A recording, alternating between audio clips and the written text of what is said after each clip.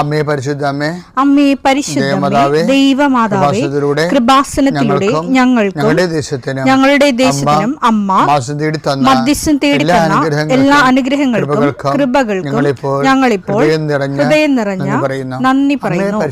അമ്മേ പരിശുദ്ധമ്മേ ദൈവമാതാവേ, 2004 ഡിസംബർ 7 ഉച്ചകഴിഞ്ഞ് 2:30 കൃപാസനത്തിൽ സംഭവിച്ച അമ്മയുടെ പ്രത്യക്ഷപ്പെടലിനെ കുറിച്ച് തിരുസഭയ്ക്ക് സമർപ്പിച്ചിരിക്കുന്ന പഠനരേഖകളുടെ മേൽ സഭാത്മകമായ പഠനം ആരംഭിക്കുവാൻ ഞങ്ങൾ പ്രാർത്ഥിക്കുന്നു.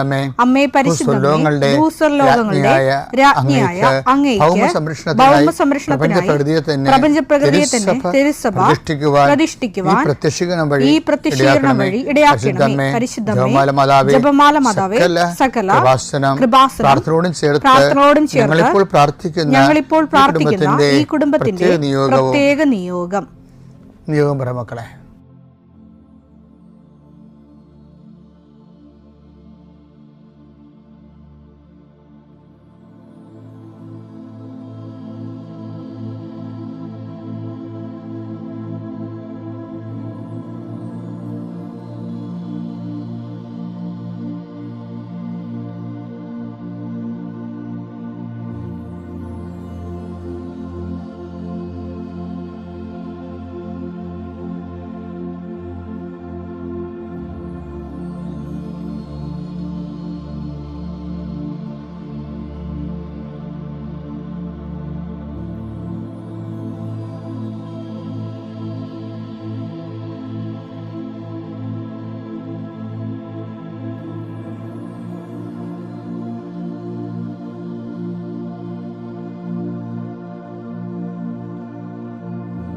അമ്മയുടെ പ്രത്യക്ഷീകരണത്തിന്റെ ഈ അനുഗ്രഹവേളയിൽ ഞങ്ങൾക്ക് സാധിച്ചു തരുവാൻ കനിയണമേ. ആമേൻ. വിശ്വാസ പ്രമാണം.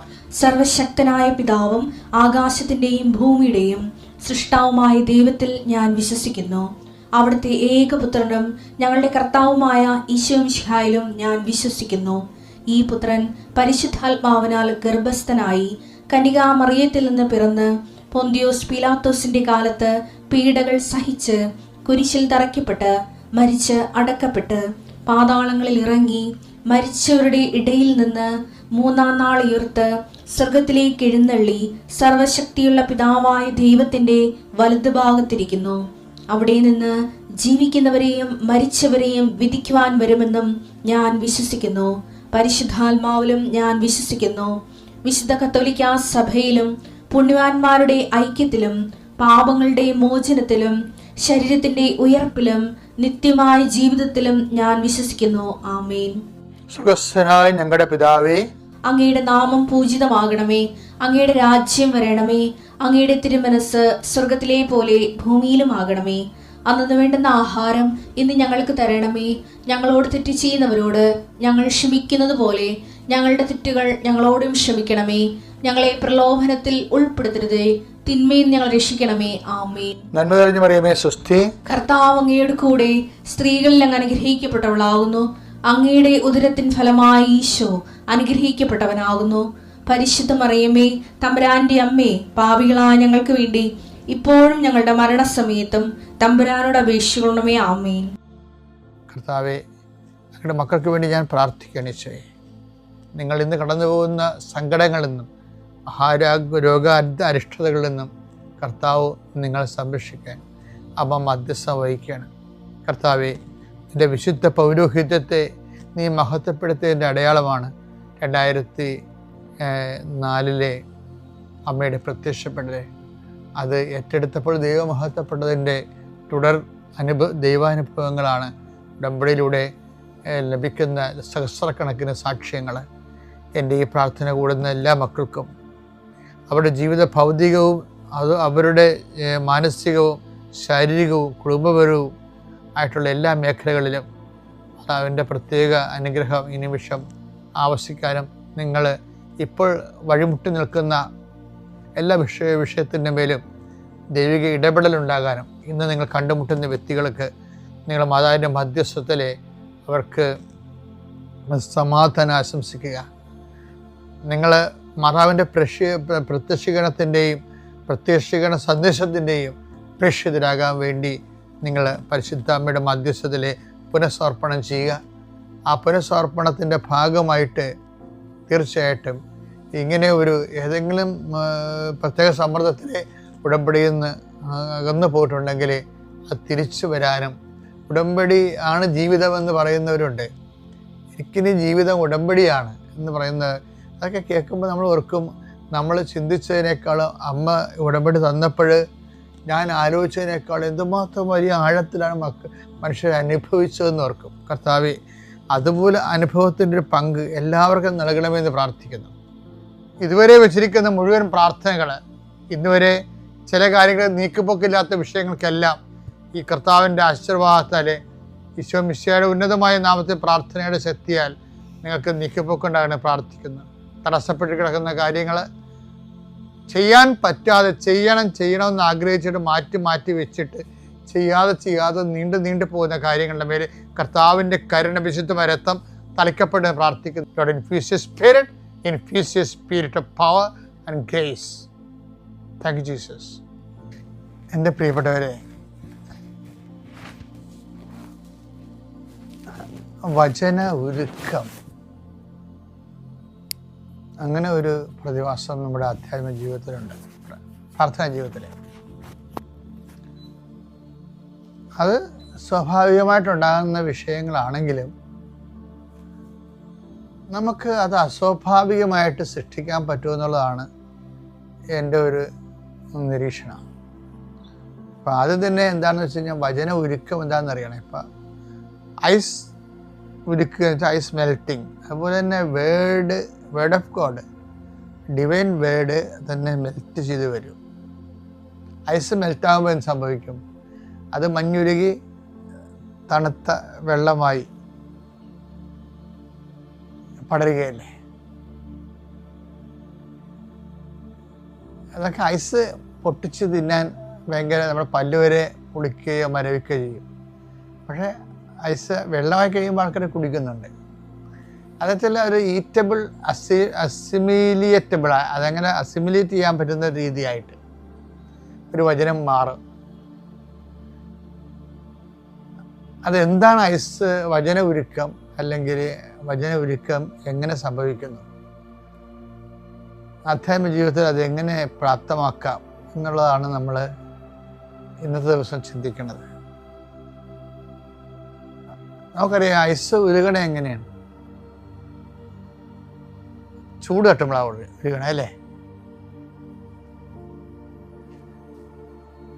അതുപോലെ തന്നെ മുട്ട വിരിയണത് അതും ചൂട് തട്ടുമ്പോഴാണ്. അപ്പം ചൂട് ഒരു പ്രശ്നമാണ്. ചൂട് അതുപോലെ തന്നെ വചനത്തിന് ചൂട് തട്ടുമ്പോൾ അതിങ്ങനെ മെൽറ്റാവും. വചനത്തിന് എന്തിൻ്റെ ചൂടാണ് തട്ടണത്? ദൈവസ്നേഹത്തിൻ്റെ ചൂട് തട്ടണം. അതാ കർത്താവ് പറയണത്, എന്നെ സ്നേഹിക്കുന്നവന് ഞാൻ എന്നെ തന്നെ വെളിപ്പെടുത്തുമെന്ന്. യോഹന്നാൻ 14:23.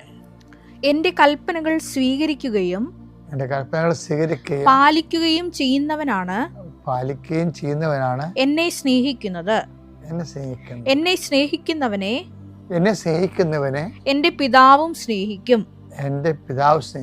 ഞാനും അവനെ സ്നേഹിക്കുകയും എന്നെ അവന് വെളിപ്പെടുത്തുകയും ചെയ്യും. ക്രിസ്തുവിൻ്റെ വെളിപാടുകൾ, ക്രിസ്തുവിൻ്റെ വ്യത്യസ്തങ്ങളായിട്ടുള്ള വെളിപാടുകൾ എന്ന് വെച്ചാൽ ക്രിസ്തു അനുഭവങ്ങൾ തന്നെയാണ്. ക്രിസ്തു അനുഭവത്തിൻ്റെ വ്യത്യസ്തമായ ആസ്വാദന മേഖലകൾ. ഇപ്പം ക്രിസ്തു അൾട്ടിമേറ്റ് രൂപം നമുക്ക് ഭൂമിയിൽ ലഭ്യമാകുന്നത് ദിവ്യകാരുണ്യത്തിലാണെങ്കിലും ദിവ്യകാരുണ്യ അനുഭവം തന്നെ ഓരോരുത്തർക്കും ഓരോ രീതിയിലല്ലേ. ദിവ്യകാരുണ്യത്തിൻ്റെ ഒരു 10% to 20% എക്സ്പീരിയൻസ് ആണ് സാധാരണ ആൾക്കാർ ഉള്ളത്. അതും സാങ്കേതികമായിട്ടാണ് പലപ്പോഴും എനിക്ക് തോന്നിയിട്ടുള്ളത്. കാര്യം ക്രിസ്തുവിനെക്കുറിച്ചുള്ള അറിവില്ലായ്മ കൊണ്ടും ക്രിസ്തുവിനെക്കുറിച്ചുള്ള സ്നേഹമില്ലായ്മ കൊണ്ടും. കാര്യം ദിവ്യകാരുണ്യം പോലും നമുക്ക് അനുഭവവേദ്യമാകണമെങ്കിൽ അപ്പത്തിൻ്റെ രൂപത്തിൽ ആയിരിക്കുന്ന കർത്താവിൻ്റെ വ്യത്യസ്തത നമുക്ക് ഒരു കമ്മ്യൂണിക്കബിൾ ആകണമെങ്കിൽ ദിവ്യകാരുണ്യം സ്വീകരിക്കുന്ന വ്യക്തിക്ക് വിശുദ്ധി ഉണ്ടായാൽ മാത്രം പോരാ. വിശുദ്ധിയും ദൈവസ്നേഹവും ഒരുമിച്ച് പോകേണ്ടതാണെങ്കിലും അതിന് രണ്ടും രണ്ടായി പോകാനുള്ള സാധ്യതകൾ നമുക്ക് തള്ളിക്കളയാൻ പറ്റത്തില്ല. കാരണം വിശുദ്ധിയുള്ള എല്ലാവർക്കും ദൈവസ്നേഹം ഉണ്ടോ എന്ന് ചോദിച്ചാൽ ദൈവസ്നേഹമുണ്ട്. പക്ഷേ ദൈവസ്നേഹത്തിൻ്റെ കൂടെ തന്നെ ഉള്ളതാണ് ഈ മനുഷ്യസ്നേഹം. ഗതികേട് കൊണ്ട് പല ആധ്യാത്മിക വരട്ടുവാദികളുടെയും ഒരു അവസ്ഥ, ദൈവസ്നേഹം കൂടി കഴിയുമ്പോൾ മനുഷ്യസ്നേഹം കുറഞ്ഞ് വരും.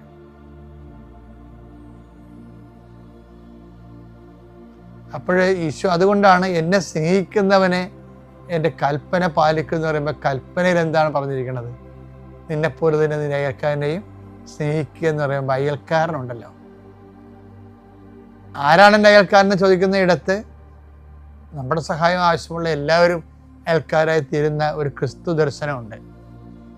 അപ്പോൾ ഈ ദൈവസ്നേഹം എന്ന് പറയുമ്പോൾ ജാതി മത വർണ്ണ വർഗ അപ്പുറത്ത് മനുഷ്യൻ്റെ അവസ്ഥകളെ ഉൾക്കൊള്ളുകയും അവൻ്റെ താനെ നിൽക്കാൻ നിവൃത്തിയില്ലാത്തവനെ ചേർത്ത് നിർത്തുകയും ചെയ്യുന്ന ഒരു വലിയ ഉത്തരവാദിത്വമുണ്ട്. പക്ഷേ ഞാൻ നിഷ്പക്ഷമായിട്ട് പറയാം, ഈ ആധ്യാത്മികർ എന്ന് പറയുന്ന പല ആൾക്കാരും അവരുടെ എന്തോ സ്വകാര്യ സ്വർഗം സൃഷ്ടിക്കാൻ വേണ്ടി ദൈവത്തിന് എൻ്റെ കൂടി പ്രാർത്ഥനയുടെ കുറേ മാർഗങ്ങൾ ഉന്നയിച്ച് ജീവിതം മുഴുവനും പ്രാർത്ഥനയാക്കി മാറ്റിയിട്ട് ഹൃദയം ദൈവത്തിന് കൊടുത്തിട്ട് ഹൃദയമില്ലാതെ ജീവിക്കുന്നവരെ ഞാൻ കണ്ടിട്ടുണ്ട്. ചിലപ്പോൾ ഞാൻ എന്നെ തന്നെ വ്യവഹരിക്കാനും വിസ്തരിക്കാറുമുണ്ട്, നീ അങ്ങനെയാണോ എന്ന്. കാര്യം അത് ഈശോ പറഞ്ഞിരിക്കുന്ന ഒരു വിഷയം, വചന ഒരുക്കത്തിൻ്റെ ഒരു വിഷയം എന്ന് വെച്ചാൽ മനുഷ്യരോട് നമുക്ക് ക്രിസ്തുവിൻ്റെ സ്നേഹത്തെ പ്രതി ഒരു ഒരുക്കവും ഒക്കെ ഉണ്ടെങ്കിലേ അവനെ ചേർത്ത് നിൽക്കണം. അവൻ്റെ ദുഃഖം കേൾക്കുമ്പോൾ നമുക്കും ഒരു ദുഃഖമായിട്ട് തോന്നണം. അത് തോന്നിയിട്ട് കേവലമായിട്ട് നമുക്ക് മരവിപ്പായിട്ട് ഒരു സിമ്പതി കാണിക്കുക, അതല്ല.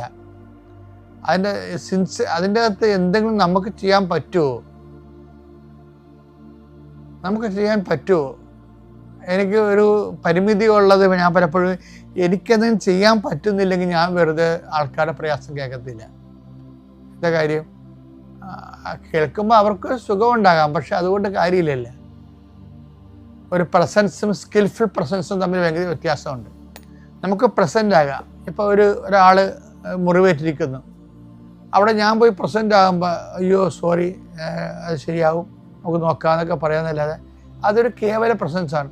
പക്ഷേ ഒരു ഡോക്ടറിൻ്റെ പ്രസൻ്റ് ആണെങ്കിൽ അത് സ്കിൽഫുൾ പ്രസൻസാണ്. അതുപോലെ ഒരു വിഷയങ്ങളിൽ അർത്ഥവത്തും ഉത്തരവാദിത്തപൂർണമായ ഒരു സാന്നിധ്യം അങ്ങനെ കൊടുക്കുന്ന ഒത്തിരി പേരുണ്ട്. പക്ഷെ അവിടെ ക്രിസ്തു കൊണ്ടാണ് നിർബന്ധമില്ല. അത് കേവലമായ അവരുടെ ഒരു അഭിരുചികളെ കൊണ്ടാണ്.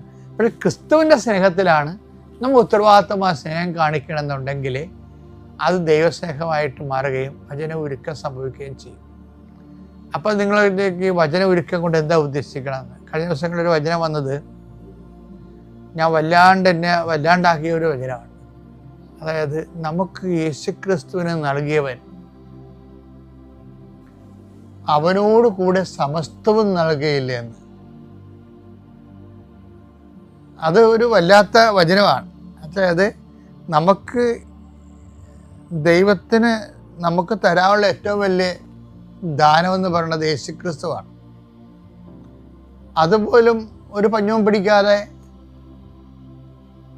അവൻ സമർത്ഥമായി സ്വതന്ത്രമായി സന്തോഷത്തോടെ പൂർണ്ണമായി യേശുക്രിസ്തുവിന് നമുക്ക് വേണ്ടി പൂർണ്ണമായി ഷെയർ ചെയ്തതാണ്. കരുതി വെക്കാതെ ഷെയർ ചെയ്ത ആളാണ്.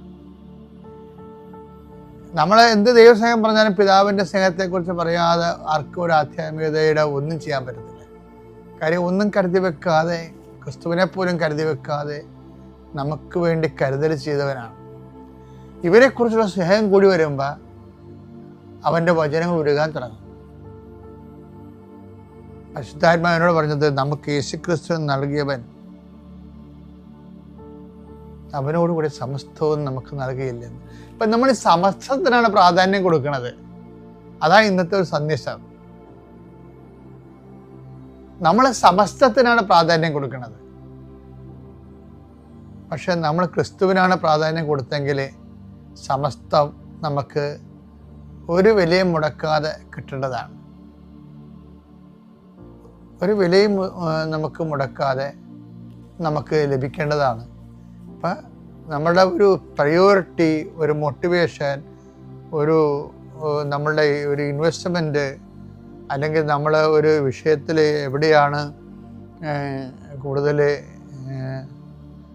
ശ്രദ്ധിക്കേണ്ടതെന്ന് വെച്ച് കഴിഞ്ഞാൽ യേശുക്രിസ്തുവിനെ നേടാൻ വേണ്ടി ശ്രദ്ധിക്കണം. അതാണ് വചന ഒരുക്കത്തിലൂടെ എനിക്ക് ലഭിച്ചത്. യേശുക്രിസ്തുവിനെ നേടാൻ വേണ്ടി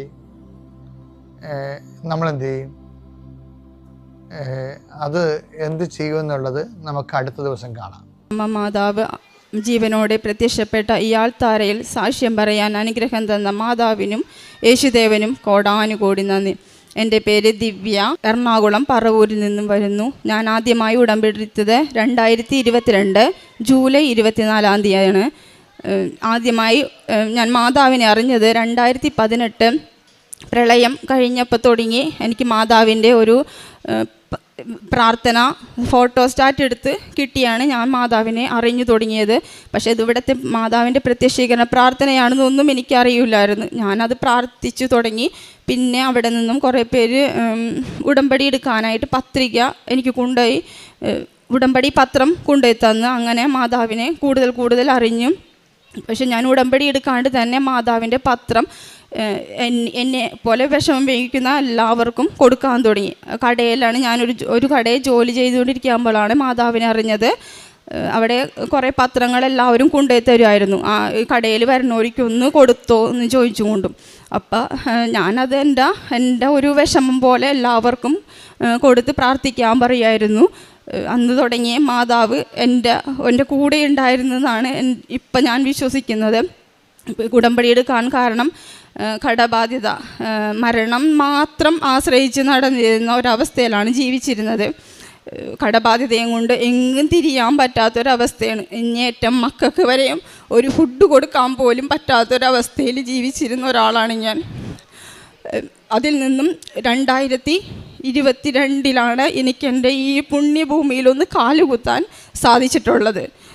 അതുവരെയും എന്നെ മാതാവ് പരീക്ഷിക്കുകയാണോ എന്നറിയില്ലായിരുന്നു. എനിക്ക് വരാൻ ആഗ്രഹമുണ്ടായിരുന്നു. പക്ഷേ ഓരോരുത്തരും ഇവിടെ വന്ന് ഓരോ കാര്യങ്ങൾ പറയുമ്പോൾ ഞാൻ ആഗ്രഹിക്കും വരണം എന്ന്. പക്ഷേ എനിക്ക് സാഹചര്യം ഉണ്ടായിട്ടില്ല. വണ്ടി പൈസ പോലും ഇല്ലാത്തൊരവസ്ഥയിലാണ് ഞാൻ വിഷമിച്ച് നോക്കിയിരിക്കും അവർ വരുമ്പോൾ. അങ്ങനെ 3-4 വർഷം കഴിഞ്ഞു. എൻ്റെ ജീവിതം അങ്ങേയറ്റം ദുസ്സഹമായി. ഒരു 50 രൂപ വാങ്ങിച്ചാൽ പോലും കൊടുക്കാൻ പറ്റാത്തൊരവസ്ഥ. മൈക്രോ ഫൈനാൻസ്, അതുപോലെ ബ്ലേഡുകാർ, അങ്ങനെ ചുറ്റും കടക്കാർ മാത്രം. ആ ഒരവസ്ഥയിലാണ് എൻ്റെ പരിശുദ്ധ അമ്മയോട് പക്ഷേ ഞാൻ യാചിച്ചിരുന്ന്, മാതാവേ എനിക്ക് ഒരു തരത്തിലും മാതാവിൻ്റെ പ്രാർത്ഥനയിൽ നിന്ന് വ്യതിചലിക്കാൻ തോന്നരുത്. കുറേയേറെ പ്രലോഭനങ്ങൾ എനിക്കുണ്ടായിട്ടുണ്ട്. മാതാവിനെ പ്രാർത്ഥിച്ചിട്ട് എന്താണ് കിട്ടിയത്, ഇത്രയും നാളും മരണം മാത്രം ഇങ്ങനെ നോക്കി നടക്കണേലേ എന്നൊക്കെ പറഞ്ഞുകൊണ്ടും. പക്ഷേ ഞാൻ മാതാവിനെ കൈവിട്ടില്ല. കൊന്ത ചൊല്ലി, അങ്ങനെ കൊന്തയാണ് എൻ്റെ ജീവിതത്തിലെ ഏറ്റവും വലിയ ഒരിത്. അത് ഒരു 10 മിനിറ്റ് കിട്ടിയിട്ടുണ്ടെങ്കിൽ ഞാൻ കൊന്ത കയ്യിലെടുക്കും. ഒരു വണ്ടിക്ക് പോയാൽ പോലും ഞാൻ കൊന്ത എടുത്ത് പ്രാർത്ഥിക്കും. അങ്ങനെ ഞാൻ 2022 ജൂലൈ 24 ഇവിടെ വന്ന് ഉടമ്പടി എടുക്കുമ്പോൾ എനിക്ക് ഈ മാതാവിൻ്റെ അടുത്ത് വന്നം എന്നുള്ളൊരു മോഹം മാത്രമേ ഉണ്ടായിട്ടുള്ളൂ. അല്ലാണ്ട് ഉടമ്പടി എടുക്കാൻ കരുതിയല്ല ഞാൻ വരാനിരുന്നത്. എനിക്ക് അതിന് സാഹചര്യം ഒരുക്കി തന്നത് എൻ്റെ ഒരു ഹോസ്പിറ്റലിൽ ജോലി ചെയ്യുന്ന ഒരു കൂട്ടുകാരത്തി വന്ന്, നാളെ നീ വന്നണ്ട, ഞങ്ങൾ ഉടമ്പടി പുതുക്കാൻ ഉണ്ട്. അപ്പം ഞാൻ പറഞ്ഞു എനിക്ക് വണ്ടി പൈസ ഒന്നുമില്ല, ഞാൻ രാത്രി പറയാം വരണോ വേണ്ടേന്ന്. അങ്ങനെ ഞാൻ ഒരു 9 മണിയായപ്പോഴാണ് അപ്പുറത്തെ ഒരു വീട്ടിൽ നിന്ന് 400 രൂപ തപ്പിപ്പറക്കിയാണ് ആ ചേച്ചി തന്നത് എനിക്ക്. 400 രൂപ. ഇവിടെ വരണമെങ്കിൽ എത്ര രൂപയാകുമെന്നൊന്നും എനിക്കറിയില്ലായിരുന്നു. പക്ഷേ ഞാൻ ഇവിടെ വന്നതും മാതാവ് 5:30 എനിക്ക് അവിടെ നിന്ന് ഞാൻ കൂരിരുട്ടത്താണ് പോകുന്നത്. കാരണം എൻ്റെ അമ്മ അവിടെ നോക്കി നിൽക്കുകയാണ്. കാരണം ജീവച്ഛവം പോലെ ഒരു ജീവൻ നിലനിൽക്കാൻ വേണ്ടി ഒരു ശരീരം, അതായിരുന്നു എൻ്റെ അവസ്ഥ. ഒരു ഭക്ഷണം പോലും കഴിക്കാൻ പറ്റണില്ല. ഒരു ഇത്തിരി വെള്ളം മാത്രമാണ് ഒരു ദിവസം ഞാൻ കുടിച്ചിരുന്നത്. രാത്രി എന്തെങ്കിലും കഴിച്ചാലായി. കാരണം കടത്തിൻ്റെ അത്രയും അങ്ങേറ്റ അവസ്ഥയിലാണ് ഞാൻ ജീവിച്ചിരുന്നത്.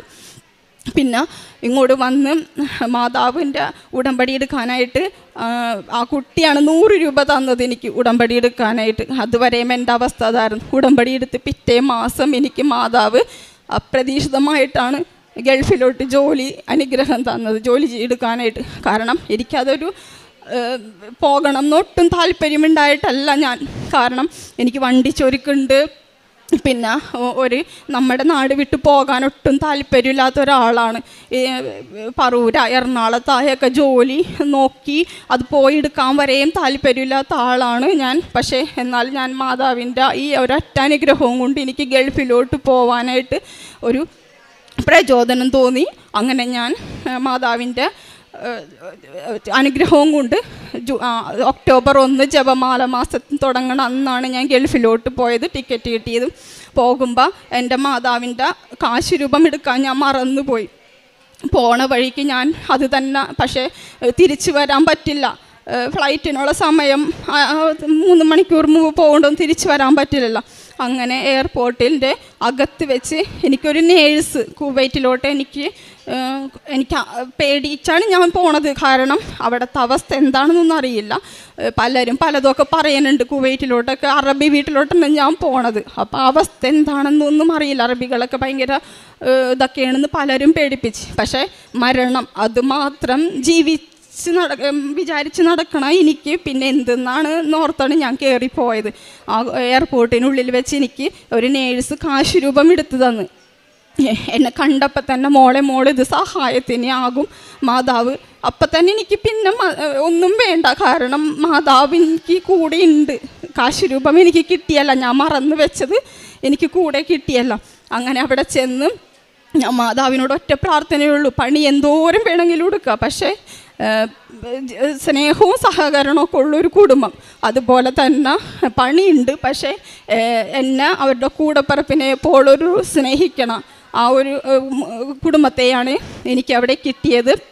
അവിടെ ചെന്നിട്ട് എനിക്ക് മാതാവിൻ്റെ ഏറ്റവും വലിയൊരു അനുഗ്രഹം, എനിക്ക് എൻ്റെ കൊന്ത നഷ്ടപ്പെട്ടു. അവിടെ വെച്ച് കുറച്ച് നാൾ കഴിഞ്ഞപ്പോൾ കൊന്ത നഷ്ടപ്പെട്ടു. പക്ഷേ എനിക്കത് എൻ്റെ മരണത്തിന് തുല്യമായിരുന്നു. കാരണം കൊന്ത മാത്രം ആശ്രയിച്ച് ഇങ്ങനെ ഒരു മിനിറ്റ് കിട്ടിയാൽ പോലും ഞാൻ ആ കൊന്ത കയ്യിലെടുത്ത് ഒരു പ്രാവശ്യമെങ്കിലും അത് ചൊല്ലി അങ്ങനെ വെക്കുന്ന ആൾക്ക് കൊന്ത നഷ്ടപ്പെട്ടാലുള്ള അവസ്ഥ എന്താണ് അത് പോയത്. ഞാൻ കീസ് പോക്കറ്റിലിട്ടുണ്ടാകും നടക്കാറ്. അത് ബാത്റൂമിൽ ക്ലോസറ്റിൽ എങ്ങനെയോ തെറിച്ചു പോയി. പിന്നെ എനിക്ക് മരണതുല്യമാണ്. ഞാനൊരു പ്രാന്ത് പിടിച്ചോലെയാണ്. സെപ്റ്റിക് ടാങ്കിൻ്റെ അടുത്തൊക്കെ ഇങ്ങനെ കൊന്ത അന്വേഷിച്ച് നടക്കുകയാണ്. മാതാവ് കൊണ്ടുപോയി ഇട്ടിട്ടുണ്ടാവോ? കാരണം അത് മാതാവിനെ അറിയാം എനിക്കതില്ലാണ്ട് പറ്റില്ല എന്ന്. അങ്ങനെ എനിക്കൊരു പല്ലുവേദന വന്ന് പിറ്റേ മാസം, അസഹ്യമായ പല്ലുവേദന. അവരെന്നപ്പോൾ 1 മാസത്തോളം ഞാൻ പല്ലുവേദന സഹിച്ച്. പിന്നെ എൻ്റെ കൊന്ത ചൊല്ലിയത് ഞാൻ കൈവരലെണ്ണിയൊന്നോണം കൊന്ത ഞാൻ മുടക്കൂല ചൊല്ലണത്. ഒരു ദിവസത്തിൽ ഒരു 5 കൊന്തയെങ്കിലും ഞാൻ ചൊല്ലിയിട്ടേ കിടക്കുള്ളൂ. ഞാൻ രാത്രി പോലും കൈവരലെണ്ണിയാണ് ഞാൻ കൊന്ത ചൊല്ലി തീർത്തതൊക്കെ. ആസ്പത്രിയിൽ അവരെന്നെ കൊണ്ടുപോയി. അവിടെ ചെന്ന് ഡോക്ടർ അങ്ങോട്ട് പോയപ്പോൾ ഒരു നേഴ്സ് വന്ന് എനിക്ക് പോക്കറ്റിൽ കിടക്കണ കൊന്തെടുത്ത് തരേണ്. ആ സമയത്ത് എനിക്കുണ്ടായ, കാരണം ഞാൻ ഈ നാട്ടിൽ നിന്ന് കുവൈറ്റിലോട്ട് കൊണ്ടുപോയ കൊന്ത അത് തന്നെ എല്ലാവരെയും കാണിക്കാറുണ്ട്. ഈ കൊന്ത തന്നെയാണ് എനിക്ക് ആ നേഴ്സ് തന്നത്. ഒരു വ്യത്യാസവുമില്ല. അതിന്മ കാശ് രൂപത്തോടു കൂടി തന്നെ എൻ്റെ കൊന്ത തന്നെനിക്ക് മാതാവ്.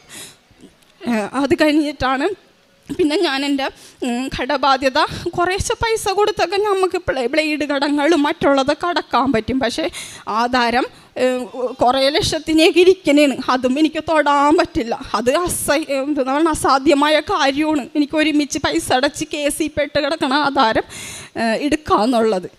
അത് പക്ഷേ എൻ്റെ പരിശുദ്ധ അമ്മ എനിക്ക് എനിക്ക് അതിക്ക് മുമ്പ് എനിക്ക് യൂട്യൂബ് അച്ഛൻ്റെ പ്രാർത്ഥന കേൾക്കാനോ ഒന്നും ഒരു സാഹചര്യം ഉണ്ടായിട്ടില്ല. എനിക്കൊരു ചെറിയ ഫോണാണ് ഉണ്ടായിരുന്നത്, അതിനകത്ത് നെറ്റൊന്നും കിട്ടുന്നുണ്ടായിരുന്നില്ല. പിന്നെ മേഡത്തിൻ്റെ ഫോണിൽ നിന്നാണ് ഇടയ്ക്ക് നാട്ടിലോട്ട് വിളിച്ചിരുന്നതൊക്കെ.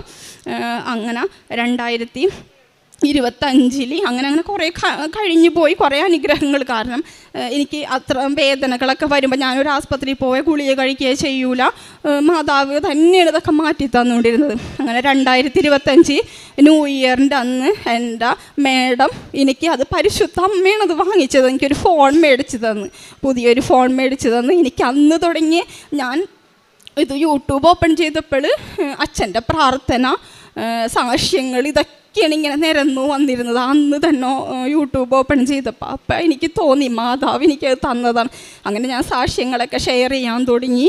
ഡെയിലി ബ്രെഡ്, അച്ഛൻ്റെ ധ്യാനങ്ങളൊക്കെ പിന്നൊന്നും ഞാൻ മുടക്കാറുണ്ടായിരുന്നില്ല. രാത്രി ചിലപ്പോൾ 1 മണിക്കൊക്കെ ആയിരിക്കും ഞാൻ കിടക്കാൻ ചെല്ലണത്, എന്നാലും ഞാൻ പ്രാർത്ഥന അതൊക്കെ കണ്ടിട്ടൊക്കെ ഞാൻ കിടക്കുകയുള്ളൂ. അങ്ങനെ 2025 ഒരു ചിട്ടി ചേരാനായിട്ട് എനിക്ക് ആഗ്രഹം ഉണ്ടായിരുന്നു. പക്ഷേ നടക്കൂല. കാരണം നമ്മുടെ ഈ ബ്ലേഡ് കടവും പിന്നെ മറ്റുള്ളതൊക്കെ കൊടുക്കുമ്പോൾ അതിനകത്ത് പൈസ മാറ്റി വയ്ക്കാൻ പറ്റില്ലല്ലോ. പക്ഷേ എന്നാലും മാതാവ് എൻ്റെ ഹസ്ബൻഡ് ഒരു 10,000 രൂപയുടെ ചിട്ടിയിടാൻ നോട്ടീസ് വിട്ടു തന്നു. അത് കഴിഞ്ഞ് ഒരു 2 ദിവസം കഴിഞ്ഞപ്പോഴാണ് ഞങ്ങളുടെ ലോണിൻ്റെയൊക്കെ സംബന്ധിച്ചൊരു കുട്ടി വിളിക്കുമായിരുന്നു. ആ കുട്ടി 16 ലക്ഷത്തിൻ്റെ ഒരു ചിട്ടിയുടെ നോട്ടീസ് എനിക്ക് വിട്ടു തന്നു.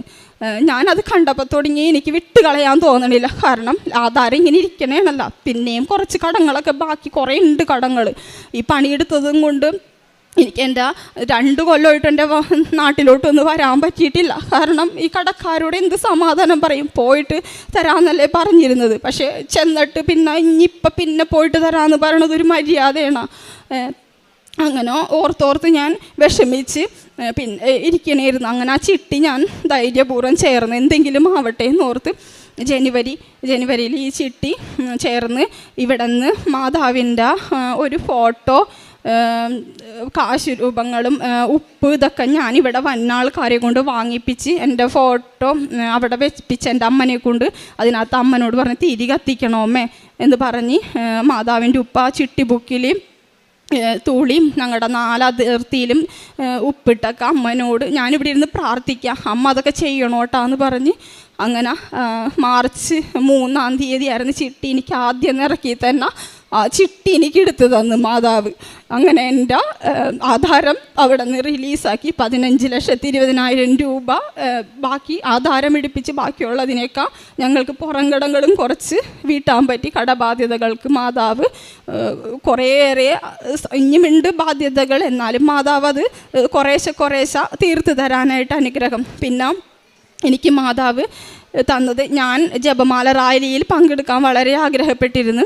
പക്ഷെ അസാധ്യമായിട്ടുള്ളൊരു കാര്യമായിരുന്നു. ആ വീട്ടിൽ നിൽക്കണമെങ്കിൽ എനിക്ക് ജൂലൈയിൽ മാത്രമേ അവർ ഒഴിവ് തരുള്ളായിരുന്നു.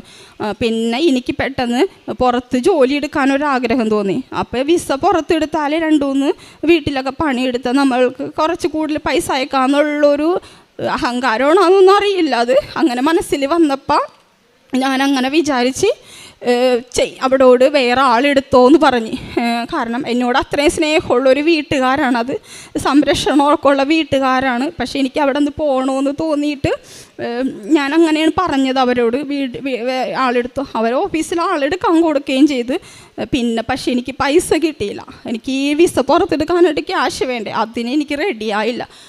പക്ഷേ അതിനേലും വലിയൊരു മാനസിക വിഷമം, എനിക്ക് ആ വീട്ടുകാരെ പിരിയാനായിട്ടുള്ളൊരു വിഷമം പിന്നെയാണ് ഞാൻ പറഞ്ഞപ്പോഴാണ് മനസ്സിലാക്കിയത്. എനിക്കത് വേണ്ടിയില്ലായിരുന്നു, അവിടെ തന്നെ നിന്നാൽ മതിയായിരുന്നു. എൻ്റെ മാതാവ് എനിക്കൊരു തുണയായിട്ട് അവിടെ എത്തിച്ചു തന്നതാണ് എന്നെ. അങ്ങനെ ഞാൻ പിന്നെന്ത് ചെയ്യാൻ പറ്റും. ലാസ്റ്റ് അവർ വേറെ ആളെടുത്തത് ഞാൻ ജപമാല റാലിയുടെ ഒരാഴ്ചയ്ക്ക് മുന്നാണ് ഒരാൾ വന്നത് അവിടെ. 6 മാസം വരെയും വരാത്ത ആൾ എനിക്ക് പകരമായിട്ട് ജപമാല റാലിയുടെ ഒരാഴ്ചയ്ക്ക് മുന്നേ വന്ന് എന്നോട് അവർ പറഞ്ഞെങ്കിൽ നാട്ടിലോട്ട് പോയിക്കും. അങ്ങനെ ജപമാല റാലിയുടെ 24-ാം തീയതി ഞാനിവിടെ എത്തി. റാലിയിൽ പങ്കെടുത്തപ്പോൾ എനിക്ക് അവിടുത്തെ വീട്ടുകാരുടെയും കുഞ്ഞിൻ്റെ മുഖം മാത്രമായിരുന്നു. കാരണം തിരിച്ച് ചെല്ലാൻ ഇനി പറ്റില്ല. ഇനി വേറൊരിടത്ത് പോയാൽ ചിലപ്പോൾ സാലറിയൊക്കെ ഇത്ര കിട്ടുമോ, ഞാൻ ഉദ്ദേശിച്ചത് നടന്നില്ലല്ലോ പുറത്ത് വിസ എടുക്കണത്. ഇനി വേറെ ആശ്രയിക്കേണ്ടി വരുമല്ലോ, വേറെ വീടൊക്കെ അങ്ങനെ പ്രാർത്ഥിച്ച് ജപമാല റാലിയിൽ മൊത്തം ഞാൻ പ്രാർത്ഥിച്ചുകൊണ്ട് ഇരിക്കണമായിരുന്നു. പിന്നെ അങ്ങനെ ഞാൻ എല്ലാ ദിവസവും പ്രാർത്ഥിച്ച് അസാധ്യമായിട്ടുള്ള കാര്യമാണ്. കുറേ പൈസ കൊടുത്താണ് ഒരു ആളവിടെ എടുക്കണത്. ഞാൻ അവളെ തിരിച്ച് വിടാൻ അവർക്ക് പറ്റില്ല, എന്നെ എടുക്കാനും പറ്റില്ല. പക്ഷേ ഈ ഒരു 2-3 ദിവസത്തിന് മുമ്പേ തന്നെ എൻ്റെ മേഡം എന്നെ വിളിച്ച്, എന്നെയാണ് അവർക്ക് ആവശ്യം, ആ പെൺകുട്ടീനെ അവർക്ക് ആവശ്യമില്ല, അവർക്ക് അവിടെ നിൽക്കാനും കഴിയില്ല, മേഡം എനിക്ക് ടിക്കറ്റ് ഇട്ട് തന്നേക്കാണ്, കയറി ചെല്ലാൻ പറഞ്ഞ്. ഞാൻ ഈ ഞായറാഴ്ച പോയാണ് ആ വീട്ടിലോട്ട് തന്നെ. ഇത് ആരുടെ അസാധ്യമായ കാര്യമാണിത്. കാരണം ആ വീട്ടിൽ നിന്ന് ഞാൻ പോകുന്നതാണ്, എനിക്ക് ഇവിടെ ജോലി ചെയ്യാൻ പറ്റില്ല എന്നും പറഞ്ഞും കൊണ്ടും പിന്നെ തിരിച്ച് വിളിക്കാമെന്ന് വെച്ചിട്ടുണ്ടെങ്കിൽ അസാധ്യമായ കാര്യമാണ്. പക്ഷേ എൻ്റെ മാതാവ് അതെനിക്ക് നടത്തി തന്ന് ഞാനിപ്പോൾ ഞായറാഴ്ച പോകും. പിന്നെ ജപമാല റാലിയിൽ പങ്കെടുത്തപ്പോൾ എനിക്ക് ഒരു നിയോഗത്തിൽ ഞാൻ അതിന് ശേഷം ഇവിടെ വന്നേ പിന്നെ ഉടമ്പടി പുതുക്കി. അപ്പോൾ എൻ്റെ വീടിൻ്റെ അവസ്ഥ വളരെ അവസ്ഥയായിരുന്നു. ഇത്രയും കാശൊക്കെ കിട്ടിയിട്ടും പുറം കടങ്ങളൊക്കെ കുറച്ചും കൂടി ബാക്കിയുണ്ട്. അപ്പോൾ പെരയുടെ ഒന്നും ചെയ്യാൻ പറ്റില്ല. അടുക്കളയൊക്കെ ആകെ, ബാത്റൂമൊക്കെ ആകെ പൊട്ടിപ്പൊളിഞ്ഞും ഞാൻ വന്ന് കണ്ടപ്പോൾ നെഞ്ചു പൊട്ടിയാണ്. ഞാൻ ആ വെളുപ്പിന് 5 മണിക്ക് വന്ന് കയറി കണ്ടപ്പോൾ ഉള്ള അവസ്ഥ. മാതാവിനോട് ഞാൻ റാലിയിൽ കരഞ്ഞ് പ്രാർത്ഥിച്ച് ഈ 2 നിയോഗങ്ങളാണ്. എനിക്ക് അറബി വീട്ടിലോട്ട് തന്നെ തിരിച്ചു പോകണം, എനിക്ക് എൻ്റെ പെരയുടെ ഒരു ഇതിന് സഹായിക്കണം. അപ്പം അങ്ങനെ, പക്ഷേ എനിക്ക് ഏത് വഴിയാണെന്നൊന്നും അറിയില്ല. എൻ്റെ ആ ഒരു 2 ആഴ്ചയും കൊണ്ട് എനിക്ക് മാതാവ് എൻ്റെ ആ ബാത്റൂമൊക്കെ റെഡിയാക്കി തന്ന്, എല്ലാവരും റെഡിയാക്കി തന്ന്, അത് എവിടെ നിന്നാണ് എന്താണെന്നൊന്നും എനിക്കറിയൂല. എൻ്റെ പരിശുദ്ധ അമ്മയാണ് എനിക്കിതൊക്കെ എല്ലാവരും സാധിച്ചു തന്നതിന് എത്ര നന്ദി പറഞ്ഞാലും മാതാവിനോട്. പിന്നെ മുടി കൊഴിച്ചിൽ എനിക്ക് അവിടെ വെച്ച് നന്നായിട്ട് മുടി കൊഴിയൂർന്ന്, മുടി മൊത്തം ഒരുവിധമൊക്കെ പോയി തീർന്ന്. ഞാനിപ്പോൾ മാതാവിനോട് ഇനി എല്ലാ കാര്യവും മാതാവിനോട് പറഞ്ഞു, ഇതൊരു ചെറിയ കാര്യമല്ലേ, കുഴപ്പമില്ല, ഞാൻ തലമൊട്ടയാലും നടന്നോളാം. പക്ഷെ പിന്നെ പിറ്റേ ദിവസം തുടങ്ങി എൻ്റെ മുടി കൊഴിച്ചിൽ നിന്ന്, മൊത്തം മുടി കൊഴിച്ചിൽ നിന്ന് ചീപ്പി പോലും ഒരു തരി മുടി കൊഴിയണില്ല. ആ ഒരു അവസ്ഥയിലോട്ട് മാറി. ക്യാൻസർ രോഗികൾക്കൊക്കെ ഞാൻ എൻ്റെ ഒരു ചെറിയൊരു ശതമാനം തുകയാണ് ആദ്യം കൊടുത്തിരുന്നത്. പിന്നെ എൻ്റെ ദുരിതങ്ങൾക്കൊക്കെ മാതാവ് ഒരു ഇത് തന്നതിന് ശേഷം ഞാൻ ഡയാലിസിസിന് പൈസ കൊടുക്കും, അനാഥാലയത്തിൽ ഫുഡ് കൊടുക്കും. പിന്നെ എല്ലാ മാസവും മാസത്തിൽ നിന്ന് എൻ്റെ ഒരു ചെറിയ തുക എല്ലാ രോഗികൾക്കും കൊടുക്കും. പ്രേക്ഷിത വേല, മാതാവിൻ്റെ പത്രം ഇപ്പം ഞാൻ വന്നേ പിന്നെ 2-3 പ്രാവശ്യം മേടിച്ച് റെയിൽവേ സ്റ്റേഷനിൽ, ബസ് സ്റ്റാൻഡിൽ ഒക്കെ കൊടുത്തിട്ടുണ്ട്.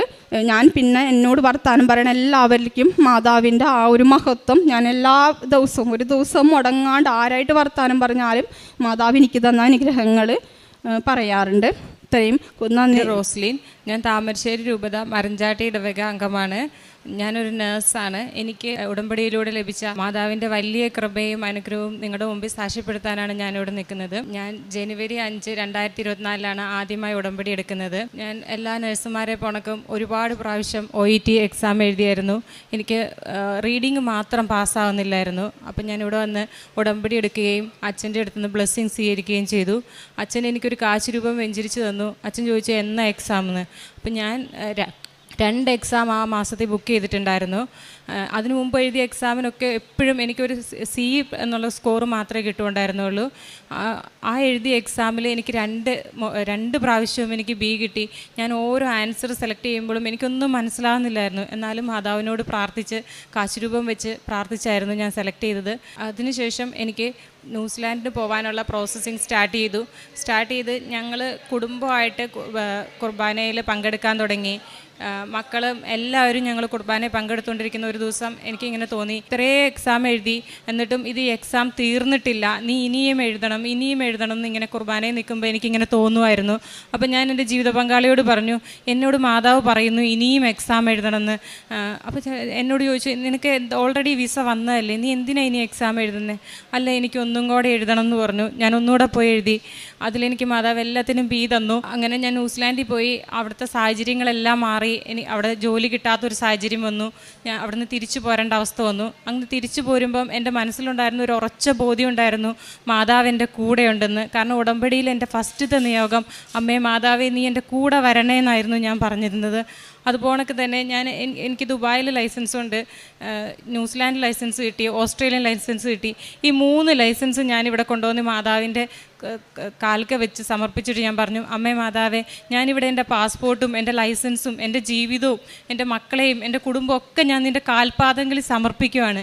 ഞാൻ പോകേണ്ട ദേശം ഏതാ, ഞാൻ പോകേണ്ട സ്ഥലം ഏതാ, അതെല്ലാം എനിക്ക് കാണിച്ചു തരണം. അതിന് തെളിവായിട്ട് എനിക്കൊരു ജോബ് വിസ തന്നാലേ ഞാൻ പോവുള്ളൂ, അല്ലാണ്ട് ഞാൻ പോകത്തില്ല. എൻ്റെ കുഞ്ഞുങ്ങളെ കൊണ്ട് പോകണം. എനിക്കെൻ്റെ കുഞ്ഞു മക്കളാണ്, 4 പിള്ളേരാണ്. അപ്പോൾ അവർ 4 പേരെയും ഇട്ടിട്ട് പോകുന്നത് എനിക്ക് ഭയങ്കര വിഷമമുള്ള കാര്യമാണ് മാതാവേ. എങ്ങോട്ടാണേലും നീ തീരുമാനിക്കുന്നത് നടക്കണം. ഇനി എപ്പോഴും ഞാൻ പ്രാർത്ഥിക്കാറ്, എനിക്ക് അവിടെ പോകണം, എനിക്കിവിടെ പോകണം, എനിക്ക് അത് വേണം, ഇത് വേണം. ഇനി എൻ്റെ ആഗ്രഹമല്ല, നിൻ്റെ ആഗ്രഹം നടക്കട്ടെ എന്ന് പറഞ്ഞ് ഞാൻ സമർപ്പിച്ചിട്ട് പോയി. അതിനുശേഷം ഞാൻ തിരിച്ചു ചെന്നിട്ട് ഉടമ്പടിയിൽ എന്തൊക്കെ കാര്യങ്ങളിൽ എനിക്ക് വീഴ്ച വന്നിട്ടുണ്ടെന്ന്, ഉടമ്പടിയിൽ പേപ്പർ തരുമല്ലോ നമുക്ക്, റോസ് കളറിലുള്ള പേപ്പർ, ആ പേപ്പർ എടുത്ത് വെച്ച് എന്തൊക്കെ കാര്യങ്ങളിൽ എനിക്ക് വീഴ്ച വന്നിട്ടുണ്ടെന്ന് നോക്കി. എന്നിട്ട് ഞാൻ എല്ലാ കാര്യങ്ങളും ഓരോന്നായി തിരുത്തി. അപ്പോൾ കാരുണ്യ പ്രവർത്തനങ്ങൾ വന്നപ്പം ഞാൻ എന്താ ചെയ്യേണ്ടത് ഈശോയെ, എൻ്റെ അടുത്ത് ജോലിയില്ല, പൈസയില്ല, ഞാൻ എന്ത് ചെയ്യുമെന്ന് ഇങ്ങനെ കുർബാനയിലിരുന്ന് ആലോചിച്ചുകൊണ്ടിരിക്കുമായിരുന്നു. അപ്പോൾ എനിക്ക് തോന്നി, എനിക്ക് ആകെ ദൈവത്തിന് വേണ്ടി കൊടുക്കാനുള്ളത് എൻ്റെ നേഴ്സിംഗ് സ്കില്ല് മാത്രമേ ഉള്ളൂ. അപ്പോൾ ഞാൻ തീരുമാനിച്ചു, ഇത്രയും നാൾ ഞാൻ നേഴ്സിംഗ് സ്കില്ല് ജോലി ചെയ്തതിനെല്ലാം ശമ്പളം വാങ്ങിയിട്ടുണ്ട്, ഇനി ഞാൻ ചെയ്യുന്ന ജോലിക്ക് ഞാൻ ശമ്പളം വാങ്ങുന്നില്ലെന്ന് ഞാൻ തീരുമാനിച്ചു. അങ്ങനെ കഴിഞ്ഞ 1 വർഷം ഞാൻ പാലിയേറ്റീവ് കെയർ, എൻ്റെ ഇടവകയിലുള്ള പാലിയേറ്റീവ് കെയറും അടുത്ത ഇടവകയിലുള്ളിടത്തും പോയി പാലിയേറ്റീവ് കെയറിന് പോകുമായിരുന്നു. ഒത്തിരി രോഗികളെ ശുശ്രൂഷിക്കാനും ഒത്തിരി പേർക്ക് കാര്യങ്ങൾ ചെയ്തു കൊടുക്കാനുള്ള അവസരം മാതാവ് എനിക്ക് തന്നു. അതിന് ഞാൻ മാതാവിനോട് ഒത്തിരി നന്ദി പറയുന്നു. എൻ്റെ ജീവിതത്തിൽ എളിമപ്പെടാനുള്ള ഏറ്റവും വലിയ അവസരമായിരുന്നു അത്. എനിക്ക് മാത്രമല്ല, അമ്മ ഇങ്ങനെ പാലിയേറ്റീവ് കെയറിന് പോവുകയാണ്, ഇങ്ങനത്തെ കാര്യങ്ങൾക്ക് പോകുമെന്ന് പറയുമ്പോൾ എൻ്റെ കുഞ്ഞുങ്ങൾക്ക് വരെ അതൊരു വിശ്വാസം പകർന്നു കൊടുക്കാനുള്ള ഒരവസരമായിട്ട് ദൈവം എനിക്കത് ഒരുക്കി തന്നു. അതിൻ്റെ ഫലമായിട്ട് ഞാൻ ആ നേർച്ച നേർന്ന് ഞാൻ 6 മാസമായിട്ട് ഓസ്ട്രേലിയയ്ക്കുള്ള ഇൻ്റർവ്യൂവിന് വേണ്ടിയിട്ട് എന്നും അപ്ലൈ ചെയ്യും. ന്യൂസിലാൻഡിൽ പോയി ജോലി കിട്ടാണ്ട് തിരിച്ചു വന്ന എല്ലാ നേഴ്സുമാർക്കും അറിയാം, ഹസ്ബൻഡും വൈഫും ജോലി ഇല്ലാണ്ട് നിൽക്കുന്നു, 4 കുഞ്ഞുങ്ങളെ പഠിപ്പിക്കണം, ആ ബുദ്ധിമുട്ടും അതിൻ്റെ സ്ട്രെസ്സും അതിൻ്റെ കൂട്ടത്തിൽ നമുക്ക് ജോലി എത്ര അപ്ലൈ ചെയ്തിട്ടും കിട്ടാതിരിക്കുന്ന ഒരവസ്ഥ. എല്ലായിടത്തും എല്ലാ ന്യൂസ് പേപ്പർ എടുത്താലും നമുക്കറിയാം ഇപ്പോൾ എവിടെയും ജോലി കിട്ടുന്നില്ല എന്നുള്ള സാഹചര്യങ്ങൾ എല്ലാം വരുന്നതും ഓരോ നിയമങ്ങൾ മാറുന്നതും കാണും. പക്ഷേ അപ്പോഴൊക്കെ ഞാൻ ഉറച്ചു വിശ്വസിച്ചിരുന്നു, ഞാൻ എൻ്റെ മാതാവിനെ ഏൽപ്പിച്ചതാണ്, എൻ്റെ മാതാവ് എനിക്ക് തരും, എൻ്റെ മാതാവ് എനിക്ക് തരും എന്ന് എൻ്റെ ഉള്ളിൽ നിന്ന് ഇങ്ങനെ പറഞ്ഞുകൊണ്ടിരുന്നു. ഞാനത് ഉറച്ചു വിശ്വസിച്ചു. ഒരു ദിവസം ഞാൻ ഈ പാലിയേറ്റീവ് കെയറിന് പോകാമെന്ന് തീരുമാനിച്ച് കുർബാന കഴിഞ്ഞിറങ്ങി നോക്കുമ്പം എനിക്കൊരു മെയിൽ വന്നേക്കുന്നു.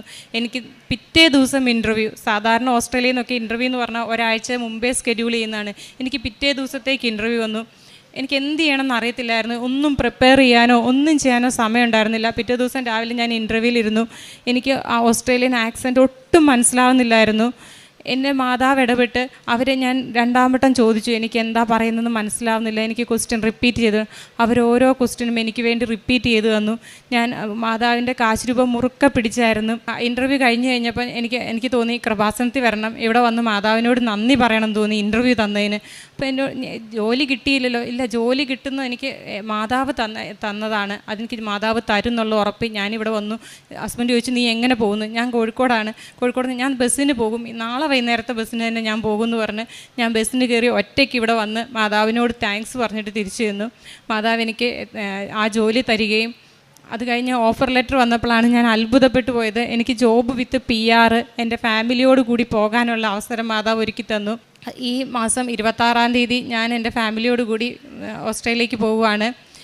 എൻ്റെ ആഗ്രഹമോ പ്രയത്നമോ ഒന്നുമല്ല, ദൈവത്തിൻ്റെ കരുണയും കൃപയുമാണ് ഇതിൻ്റെ എല്ലാ അടിസ്ഥാനമെന്ന് ഞാൻ മനസ്സിലാക്കുന്നു. ദൈവത്തിന് വേണ്ടി ഞാൻ ഒരു സ്റ്റെപ്പ് വെച്ചപ്പം ഈശോ എനിക്ക് വേണ്ടി 1000 മടങ്ങ് ഇങ്ങോട്ട് നടന്നു എന്ന് എനിക്ക് മനസ്സിലാക്കി തന്നു. ഞങ്ങൾ കുടുംബമായിട്ട് പറ്റുന്നത്രയും ദിവസങ്ങളിൽ കുർബാനയ്ക്ക് പോകും, കുഞ്ഞുങ്ങളെയും കൂട്ടി. എനിക്ക് 4 മക്കളാണ്, കുഞ്ഞുങ്ങളാണ്, എണീക്കാനൊക്കെ ബുദ്ധിമുട്ടാണ്. എന്നാലും ഞാൻ അവരെ പറഞ്ഞ് മനസ്സിലാക്കി നമുക്ക് പോവണ്ടേന്ന് ചോദിച്ച് അവരെ കൂട്ടി ഞങ്ങൾ പോകുമായിരുന്നു. പിന്നെ എല്ലാ വെള്ളിയാഴ്ചയും ഞങ്ങളുടെ അടുത്തൊരു ചാപ്പലുണ്ട്, അവിടെ ആരാധന ഉണ്ടാവാറുണ്ട്. ആ ചാപ്പലിൽ ഞങ്ങൾ എല്ലാ വെള്ളിയാഴ്ചയും ഞാനും ജീവിതപങ്കാളിയും പോവും. പറ്റുമ്പോഴൊക്കെ 2 ആഴ്ച കൂടുമ്പോൾ കുമ്പസാരിക്കും, ഇല്ലെങ്കിൽ മാസത്തിലൊരിക്കൽ കുമ്പസാരിച്ചു എന്ന് ഉറപ്പ് വരുത്തും. പ്രേക്ഷിത പ്രവർത്തനങ്ങളായിട്ട് എനിക്ക് കിട്ടിയിരിക്കുന്ന പത്രങ്ങളെല്ലാം, എനിക്കിതല്ലാണ്ട് ജീവിതത്തിൽ ചെറുതും വലുതുമായ ഒത്തിരി അനുഗ്രഹങ്ങൾ ദൈവം തന്നിട്ടുണ്ട്. എനിക്കൊരു ഏജൻറ്റ് പോലും ഈ ന്യൂസിലാൻഡ് പ്രോസസ്സിനോ ഓസ്ട്രേലിയ പ്രോസസ്സിനോ ഇല്ലായിരുന്നു, എല്ലാം തന്നെയായിരുന്നു. കാരണം നമുക്ക് അത്രയും പൈസ കൊടുത്ത് ചെയ്യാനുള്ള ഒരു സാഹചര്യം ഇല്ല. മിക്കവാറും ബാക്കിയുള്ള നഴ്സുമാർക്ക് മനസ്സിലാവും എന്നെ. നമ്മൾ ജോലിയില്ലാതെ നിൽക്കുന്ന സാഹചര്യത്തിൽ ഒരു പൈസ കൊടുത്ത് നമുക്കൊരാളെ ഏൽപ്പിച്ച് ചെയ്യിപ്പിക്കാനുള്ള സാഹചര്യം ഇല്ലായിരുന്നു. നമ്മൾ തന്നെ ഇരുന്നായിരുന്നു അപ്ലൈ ചെയ്തുകൊണ്ടിരുന്നത്. ഓരോ സ്റ്റെപ്പ് ചെയ്യുമ്പോഴും ഞങ്ങൾക്ക് എന്താ അടുത്ത് ചെയ്യേണ്ടതെന്ന് ഞങ്ങൾക്കറിയാത്ത ആരെങ്കിലുമൊക്കെ ഞങ്ങളെ സഹായിക്കാനായി മാതാവ് വിട്ടിരുന്നു. ഞങ്ങൾ ഉറച്ച് വിശ്വസിക്കുന്നു. അത് ഓരോ അച്ഛൻ്റെ ഡെയിലി ബ്ലെസ്സിങ് കേട്ട് പ്രാർത്ഥിക്കുമ്പം ഓരോ പുതിയ മാർഗ്ഗങ്ങൾ ഓരോ ദിവസവും തുറന്നു തരുമായിരുന്നു. അങ്ങനെ എല്ലാ സ്റ്റെപ്പും ഞങ്ങൾക്ക് കംപ്ലീറ്റ് ചെയ്യാൻ പറ്റി. ഇത്രയും അനുഗ്രഹങ്ങൾ എൻ്റെ ജീവിതത്തിൽ ചൊരിഞ്ഞ ഈശോയ്ക്കും മാതാവിനും ഒത്തിരി നന്ദി. എന്നെപ്പോലെ വിഷമിക്കുന്ന എല്ലാ നഴ്സുമാർക്കും അവരോട് ഞാൻ പറയാനിരിക്കുന്നത്, നിങ്ങൾ മാതാവിൻ്റെ അടുത്തേക്ക് വരിക. മാതാവിൻ്റെ കയ്യിലെല്ലാം ഉണ്ട്. മാതാവിന് വിട്ടുകൊടുത്തു കഴിയുമ്പോൾ മാതാവ് നമുക്ക് തരും. ഒരായിരം നന്ദി. എൻ്റെ പേര് റീന. ഞാൻ കുറവലങ്ങാട് മർത്താമറിയം ഫൊറോന ചർച്ചിൽ നിന്ന് വരുന്നു. ഇതെൻ്റെ ഹസ്ബൻഡ് ജോസ് മാത്യു. ഞാൻ 2025 ജനുവരിയിലാണ് ഞാൻ ഉടമ്പടി എടുത്തത്. അതിനു മുമ്പ് ഓൺലൈൻ ഞാൻ ഉടമ്പടി എടുത്തായിരുന്നു. ഞാൻ ഇസ്രയേലിലാണ് ജോലി ചെയ്യുന്നത്. എൻ്റെ മാതാവ് എനിക്ക് തന്ന ഏറ്റവും വലിയ അനുഗ്രഹമാണ് ഞാൻ ഒരു ജോലിക്കായിട്ട് ഇസ്രയേലിലേക്ക് പോകാൻ എനിക്ക് സാധിച്ചത്. എൻ്റെ ബാധ്യതകൾ കൊന്നുകൂടി കഴിഞ്ഞപ്പോൾ എൻ്റെ അമ്മ മാതാവ് എനിക്ക് തന്ന അനുഗ്രഹമാണ് ഞാൻ ഇസ്രയേലിലേക്ക് പോയത്. ഇസ്രയേലിലേക്ക് പോകുന്നതിന് മുമ്പ് തന്നെ എനിക്ക് ഒത്തിരി ഉടമ്പടി പത്രങ്ങൾ എൻ്റെ കൈകളിലെത്തിയിരുന്നു. പക്ഷേ ഞാൻ ആദ്യത്തെ പേജ് നോക്കും, ആ സാക്ഷ്യങ്ങളൊക്കെ കാണുമ്പോൾ ഞാൻ ഓർക്കും, എൻ്റെ അമ്മ മാതാവിൻ്റെ അടുക്കലൊന്ന് പോയിരുന്നെങ്കിൽ എനിക്കും ഈ അനുഗ്രഹങ്ങളൊക്കെ കിട്ടുമായിരുന്നല്ലോ എന്ന്. പക്ഷേ എനിക്ക് പോകാൻ സാധിച്ചിരുന്നില്ല. എൻ്റെ ഹസ്ബൻഡ് അതിനോട് പറയുമ്പോൾ അന്ന് എന്നോട് ചോദിക്കും, നമ്മൾ മാതാവിൻ്റെ ഇടവകയിലല്ലേ, മാതാവ് ആദ്യമായി പ്രത്യക്ഷപ്പെട്ട കുറവിലങ്ങാട് ഇടവകയിലല്ലേ നമ്മൾ, ആ മാതാവിനെ വിട്ട് നീ വേറെ ഇങ്ങോട്ടാണ് പോകുന്നേ എന്ന് ചോദിക്കും. അപ്പോൾ ഞാൻ എൻ്റെ ഹസ്ബൻഡിനോട് പറയുമായിരുന്നു, മാതാവ് പലയിടങ്ങളിൽ പല രൂപത്തിൽ പ്രത്യക്ഷപ്പെടുന്നു, ഓരോ സ്ഥലത്തും ഓരോരോ അനുഗ്രഹങ്ങളുമായിട്ട് പ്രത്യക്ഷപ്പെടുന്നു. എനിക്കും അമ്മ മാതാവിനെ കാണുന്ന കൃപാസനത്തിലൊന്ന് പോകണമെന്ന് ആഗ്രഹമുണ്ട്. അപ്പോൾ ഞാൻ ജോലി ചെയ്തിരുന്ന സ്ഥലത്ത് എൻ്റെ അടുത്തൊരു ചേച്ചി എന്നോട് പറഞ്ഞു, നീ എൻ്റെ കൂടെ പോരുന്നുണ്ടോ, ഞാൻ നിന്നെ കൊണ്ടുപോകാം എന്ന് പറഞ്ഞു. അപ്പോൾ എനിക്ക് അന്ന് അവധിയൊന്നും കിട്ടാത്തത് കൊണ്ട് ഞാൻ പോകുന്നില്ല. അത് കഴിഞ്ഞ് ഒരു ദിവസം എനിക്ക് എൻ്റെ പേപ്പർ വർക്കുകളൊക്കെ നടന്നുകൊണ്ടിരുന്നിട്ട് ഒന്നും സാധിക്കുന്നില്ല. അപ്പോൾ ഞാൻ ഓർത്തു, എനിക്ക് മാതാവിനെ ഒന്ന് കാണണം, കൃപാസനത്തിലൊന്ന് പോയാലോ എന്ന് ഓർത്തുകൊണ്ട് ആ ചേച്ചിയുടെ അടുത്ത് ചെന്നപ്പോൾ ആ ചേച്ചി കട പൂട്ടിയായിരുന്നു. അതുകൊണ്ട് പിന്നെ എനിക്ക് അവരുമായിട്ട് കോൺടാക്റ്റ് ചെയ്യാൻ സാധിച്ചില്ല. അതിനുശേഷം എനിക്ക് അങ്ങോട്ട് പോകാനുള്ള എൻ്റെ പേപ്പറുകളൊക്കെ ശരിയാകുകയും ഞാൻ ബോംബെക്ക് ഇൻ്റർവ്യൂവിനായിട്ട് പോവുകയും ചെയ്തു. ഇൻ്റർവ്യൂവിന് ചെന്നതിന് ശേഷം എനിക്ക് ഇംഗ്ലീഷ് ഒത്തിരി സംസാരിക്കാനൊന്നും അറിയില്ല. അപ്പോൾ ഞാൻ എൻ്റെ മൊത്തം കാര്യങ്ങളും മാതാവിൻ്റെ കൈകളിലേക്ക് കൊടുത്തു. ബോംബെയിൽ അവിടെ ഞങ്ങൾ താമസിച്ചിരിക്കുന്ന ഹോസ്റ്റലിൻ്റെ അടുത്ത് തന്നെ ഒരു പള്ളിയുണ്ട്. അവിടെ എല്ലാ ദിവസവും ഞാൻ കുർബാനയിൽ പോയി പങ്കുചേരും. കുർബാനയിൽ മുട്ടുകുത്തി നിന്ന് കുർബാന കൂടിയിട്ട് ആൾത്താരയിൽ മാതാവിനോട് പറയും, ഓരോ ദിവസവും ചെയ്യുന്ന എൻ്റെ ഇൻ്റർവ്യൂ കാര്യങ്ങൾ അമ്മ മാതാവ് കേൾക്കണേ. എനിക്ക് ഒന്നും പറയാൻ സാധിക്കുന്നില്ല. എൻ്റെ അവിടെ ഏജൻസി നടത്തുന്ന ആൾക്കാരുടെ അടുത്ത് ചെല്ലുമ്പോഴേ അവർ ചോദിക്കുമ്പോഴേ ഞാനാണെങ്കിൽ പകച്ചു പോകും. അത് കഴിഞ്ഞ് എല്ലാ ദിവസവും ഞാൻ അവിടുത്തെ സിസ്റ്റർമാരോട് പറയും, സിസ്റ്റർ എനിക്ക് വേണ്ടി പ്രാർത്ഥിക്കണം കേട്ടോ എന്ന്. സിസ്റ്റർ പറയും, നിൻ്റെ അപേക്ഷ മാതാവ് തള്ളിക്കളയില്ല, നിന്നെ സഹായിക്കാൻ ഓടിയെത്തും. അങ്ങനെ ഏജൻസിയിലുള്ള എൻ്റെ ഇൻ്റർവ്യൂ പാസ്സായി. അത് കഴിഞ്ഞ് എംബസിയിലുള്ള ഇൻ്റർവ്യൂവിന് പോകാനുള്ള എൻ്റെ ഡേറ്റ് കിട്ടി. അപ്പോൾ ഞാനാണ്, എൻ്റെ ഹസ്ബൻഡും വന്നു. ഞങ്ങൾ രണ്ടുപേരും എന്നും പോയി കുർബാനയിൽ പങ്കുചേരും.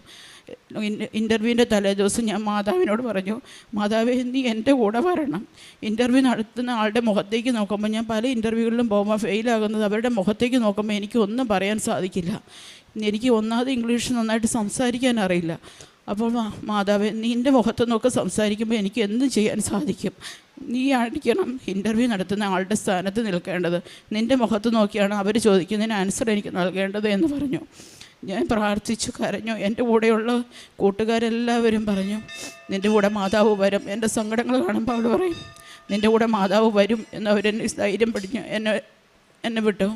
ഞാൻ ഇൻ്റർവ്യൂവിന് ചെന്നു. അവിടെ കയറി നിന്ന് കഴിഞ്ഞപ്പോൾ ഞാൻ നോക്കുമ്പം എൻ്റെ ഇൻ്റർവ്യൂവിന് നിൽക്കുന്ന മാഡത്തിൻ്റെ പേര് റീന. മാഡത്തിനെ നോക്കി കഴിഞ്ഞപ്പോൾ തന്നെ എനിക്ക് വലിയ സങ്കടങ്ങളൊന്നും തോന്നിയില്ല. പക്ഷേ എനിക്ക് സംസാരിക്കാൻ തുടങ്ങിയപ്പോൾ എന്തോ ഒരു ഇതുപോലെ തോന്നും. അപ്പം ഞാൻ നോക്കുമ്പോൾ മാതാവ് തൻ്റെ തൊട്ട് മുറകിൽ വെള്ള കളറുള്ള കാപ്പ ധരിച്ച് അതിൽ നീല ബോർഡറുള്ള ആ വസ്ത്രമാണ് ഞാൻ മാതാവ് നിൽക്കുന്നത്. എനിക്ക് വളരെയേറെ സന്തോഷമായി. ഞാൻ വിളിച്ച എൻ്റെ മാതാവ് എൻ്റെ ഒപ്പം വന്ന് നിന്നുകൊണ്ട് എനിക്ക് മാതാവിനെ നോക്കി സംസാരിക്കാൻ സാധിച്ചു. അവരെന്നോട് അധികം ക്വസ്റ്റ്യനുകളൊന്നും ചോദിച്ചു പോലുമില്ല. 2-3 ക്വസ്റ്റ്യനുകൾ ചോദിച്ചു. എനിക്ക് ഒരെണ്ണത്തിൻ്റെ 2 ആൻസർ മാത്രമേ പറയാൻ പറ്റുകയുള്ളൂ. അവരെന്നോട് പറഞ്ഞു, സാരമില്ല, അവിടെ ചെന്ന് നീ എല്ലാം ശരിയാകും, നീ അവിടെ പോയി ജോലി നോക്കുക, നിൻ്റെ ഹസ്ബൻഡിന് സംസാരിക്കാൻ ഇംഗ്ലീഷ് അറിയില്ലെങ്കിൽ നിനക്ക് പറഞ്ഞു കൊടുക്കാം. അപ്പോൾ എനിക്ക് കേൾക്കുന്നതെല്ലാം മനസ്സിലാവും, തിരിച്ചെനിക്ക് സംസാരിക്കാനേ പറ്റത്തില്ല. അപ്പം ഞാനും പറഞ്ഞു ഓക്കെ. അപ്പം ഞാൻ എൻ്റെ ഹസ്ബൻഡിനോട് ക്വസ്റ്റ്യൻ ചോദിച്ചപ്പോൾ ഞാനത് എൻ്റെ ഹസ്ബൻഡിന് പറഞ്ഞു കൊടുത്തു. ഹസ്ബൻഡ് പറഞ്ഞു, ഞങ്ങൾ എൻ്റെ ഇൻ്റർവ്യൂ പാസ്സായി 2-3 ദിവസത്തിനുള്ളിൽ എൻ്റെ വിസയും വന്നു, എനിക്ക് പോകാൻ വന്നു. ഞാൻ അവിടെ എത്തിയതിന് ശേഷം എനിക്ക് എൻ്റെ ജോലി ഭയങ്കര ടഫായിരുന്നു. പക്ഷേ എൻ്റെ ബാധ്യതകൾ കാരണം ഞാനതെല്ലാം പിടിച്ചു നിന്നു. എൻ്റെ കുഞ്ഞുങ്ങളെ, കുടുംബം, എല്ലാ കാര്യങ്ങളും മാതാവ് തന്ന ജോലി ഞാൻ നേരത്തെ പറഞ്ഞു, എനിക്ക് ജോലി കിട്ടിയാൽ ഞാൻ മാതാവ് പറയാതെ ഞാനത് ഉപേക്ഷിക്കില്ല എന്ന്. അങ്ങനെ ഞാൻ 1 വർഷം പിടിച്ചു നിന്നു. അപ്പോൾ എന്നെ സഹായിക്കാൻ മാതാവ് ഞാൻ ഈ എയർപോർട്ടിൽ നിന്ന് കയറുന്ന അപ്പം തൊട്ട് ഓരോരുത്തരെ എനിക്കായി നിശ്ചയിച്ചു. ഞാൻ അവിടെ ഒരു ഹോസ്റ്റലിൽ ചെന്ന് കഴിഞ്ഞപ്പോൾ തന്നെയായാലും അവിടെ ഒരാൾ എനിക്ക് മുമ്പേ പോയൊരു കൂട്ടുകാരി അവിടെ നിന്ന് ഇപ്പോൾ ഉണ്ടായിരുന്നു, അവൾ എന്നെ സഹായിച്ചു. അത് കഴിഞ്ഞ് ആരും അറിയാത്ത ഇവിടുന്ന് ഞാൻ എൻ്റെ കുറവലങ്ങാട് പ്രദേശത്ത് നിന്ന് കോട്ടയം വരെ തന്നെ എൻ്റെ ഹസ്ബൻഡ് ഇല്ലാതെ ഞാൻ യാത്ര ചെയ്തിട്ടില്ല.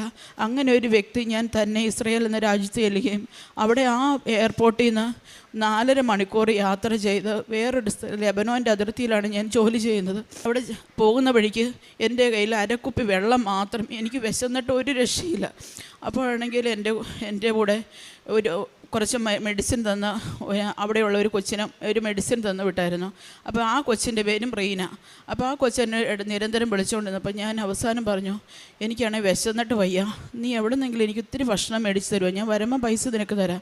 അപ്പോൾ അവൾ എന്നോട് പറഞ്ഞു, നീ വിശന്നാലും എങ്ങും ഇറങ്ങരുത്, ബസ്സിൽ നിന്ന് ഇറങ്ങരുത്, ബസ്സിൽ നിന്ന് ഇറങ്ങിക്കഴിഞ്ഞാൽ നിനക്ക് എങ്ങും പോകാൻ അറിയില്ല, അതുകൊണ്ട് നീ ബസ്സിൽ നിന്ന് ഇറങ്ങരുത്, നീ ആണെങ്കിൽ ബസ് സ്റ്റേഷനിൽ വരുമ്പോൾ ഞാൻ നിന്നെ കാത്തു നിൽക്കും, നിനക്ക് വേണ്ടതെല്ലാം ഞാൻ കൊണ്ടുത്തരും. ഞാനവിടെ ചെന്നപ്പോൾ എനിക്ക് ഭക്ഷണവും വെള്ളവുമായിട്ട് അവരവിടെ കാത്തു നിൽപ്പുണ്ടായിരുന്നു. ഞാൻ അത് മെഡിസിൻ കൊടുത്തു, തിരിച്ച് എൻ്റെ ഏജൻസി തന്നെ എൻ്റെ ജോലിയിൽ കൊണ്ടുപോയി. അവിടെ ചെന്ന് കഴിഞ്ഞപ്പോൾ അവിടെ 5 ജോലിക്ക് ആളെ നിന്നിട്ട് ഒരാൾ പോലും അവിടെ നിൽക്കാത്തൊരു ജോലിയിലാണ് ഞാൻ ചെന്നത്. അന്ന് തൊട്ട് തന്നെ ആ എംപ്ലോയർ ഭയങ്കര ക്രൂരമായ ഒരു സ്ത്രീയായിരുന്നു. നമുക്ക് ഫുഡ് തരാനോ അങ്ങനെയൊന്നും അവർക്ക് ഇഷ്ടമില്ലായിരുന്നു. അപ്പോഴാണെങ്കിൽ എനിക്കവിടെ 8 മലയാളികളെ, ഞാൻ താമസിക്കുന്ന ഒരു കിബൂട്ട്സ് ആയിരുന്നു, അവിടെ ഒരു 8 മലയാളികളെ എനിക്കായി മാതാവ് കരുതി വെച്ചു. അതിൽ 2 പേര് എൻ്റെ ഇടതും വലതും എന്ന പോലെ എൻ്റെ സഹായത്തിന് എപ്പോഴും എന്നോടൊപ്പം ഉണ്ടായിരുന്നു. എനിക്കാണെങ്കിൽ എൻ്റെ എംപ്ലോയർ ഭക്ഷണം തന്നില്ല എങ്കിൽ അവർ ഭക്ഷണം ഉണ്ടാക്കി എനിക്ക് ജനലിൽ കൊണ്ട് തന്നു വരുമായിരുന്നു. അങ്ങനെ അവിടെ ചെന്ന് ഞാൻ ഒരാഴ്ച കഴിഞ്ഞപ്പോൾ ആ എംപ്ലോയറെ ഒന്ന് എടുത്തു പൊക്കിയപ്പോൾ എൻ്റെ നടുവൊന്ന് വെട്ടി. എനിക്കാണെങ്കിൽ അപ്പം തന്നെ ഞാൻ അവിടെ തല കറങ്ങി വീണു. ആ സമയത്ത് ഞാൻ മാതാവിനോട് പറഞ്ഞു, മാതാവേ എന്നെ സഹായിക്കാൻ എനിക്ക് ആരുമില്ല, ഓടി എത്തണമേ എന്ന് പറഞ്ഞു. അപ്പോൾ എൻ്റെ എംപ്ലോയർ തന്നെ അവിടുത്തെ ഒരു മെമ്പറെ വിളിച്ചിട്ട് പറഞ്ഞു, അവൾക്ക് തല കറങ്ങി വീണു എന്ന് പറഞ്ഞു. ഉടനെ തന്നെ എൻ്റെ കൂട്ടുകാരികളെ പറഞ്ഞു വിട്ട് അവരെനിക്ക് ശുശ്രൂഷ തന്നു. ഒരാഴ്ച എനിക്ക് കട്ടിൽ നിന്ന് എഴുന്നേക്കാൻ പോലും വയ്യാത്ത അവസ്ഥയിൽ അവർ എന്നെ ശുശ്രൂഷിക്കുകയും എനിക്ക് ഫുഡ് തരികയും എന്നെ സുഖമാക്കുകയും ചെയ്തു. അതിനുശേഷം 1 വർഷം കഴിഞ്ഞതിന് ശേഷം ആ എംപ്ലോയർ പറഞ്ഞു, എനിക്ക് നിന്നെ വേണ്ട, നിന്നെ ജോലിയിൽ നിന്ന് ഞാൻ പിരിച്ചു വിടാൻ പോവുക എന്ന് പറഞ്ഞു. അപ്പോൾ ഞാൻ ഓർത്ത്, എൻ്റെ ദൈവം, എൻ്റെ ബാധ്യതകൾ മുന്നിൽ കിടക്കുക, എനിക്ക് തന്നെ പോയൊരു ജോലി കണ്ടുപിടിക്കാനുള്ള ഒരു കരുത്തില്ല, മാതാവ് എന്നെ നീ സഹായത്തിന് വരണമേ എന്ന് പറഞ്ഞു. അതിനു മുമ്പ് തന്നെ ഞാൻ 2022 ഡിസംബറിൽ ഞാൻ ബെത്ലഹേം, ഞാൻ അവിടെ ചെന്നിട്ട് എനിക്ക് വലിയൊരു അനുഗ്രഹം കിട്ടി. ഇസ്രായേലിലെ എല്ലാ ദേവാലയങ്ങളിലും തന്നെ സന്ദർശിക്കാനുള്ള അനുഗ്രഹം എനിക്ക് കിട്ടി. ആ നസ്രത്ത്, കാനായ്, അങ്ങനെ എല്ലാ സ്ഥലങ്ങളും.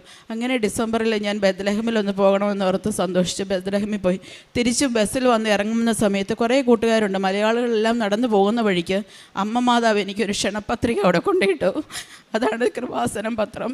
ആ നിലത്ത് കിടക്കുന്ന കണ്ട് ഞാനും കടന്നു പോകുന്നതാണ് ആ വഴികളിലൂടെ. എന്നിട്ട് ഞാൻ തിരിഞ്ഞു നോക്കുമ്പോൾ ആ പത്രം കിടക്കുന്നു. അപ്പം ഞാൻ ഓർത്തു, കൃപാസനം പത്രം, ഇത് മാതാവിൻ്റെ പത്രമാണല്ലോ, മലയാള എഡിഷനാണല്ലോ. ഞാൻ തിരിച്ച് ചെന്ന പത്രം നെഞ്ചോട് ചേർത്ത് വെച്ചു. ഞാൻ ഓർത്തു, മാതാവ് എന്നെ ക്ഷണിക്കാനായിട്ട് ഇവിടെ എത്തി എന്നോർത്തു. ഞാനത് എടുത്തുകൊണ്ട് വന്നു. പക്ഷെ ഞാൻ വായിച്ചില്ല. അന്ന് തൊട്ട് മാതാവ് എൻ്റെ അടുത്ത് ഇങ്ങനെ എപ്പോഴും ഞാൻ എങ്ങോട്ട് നോക്കിയാലും എൻ്റെ ഭിത്തികളിൽ മാതാവിനെ എനിക്ക് കാണാൻ സാധിക്കും.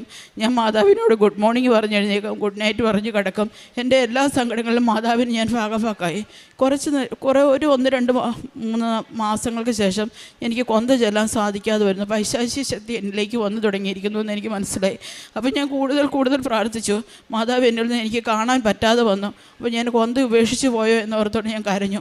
ആ സമയത്താണ് എനിക്ക് മാതാവിൻ്റെ സാന്നിധ്യം വേണമെന്ന് പറഞ്ഞ് കരഞ്ഞ സമയത്താണ് എൻ്റെ ജോലി നഷ്ടപ്പെടാൻ വേണ്ടിയിരിക്കുന്നത്.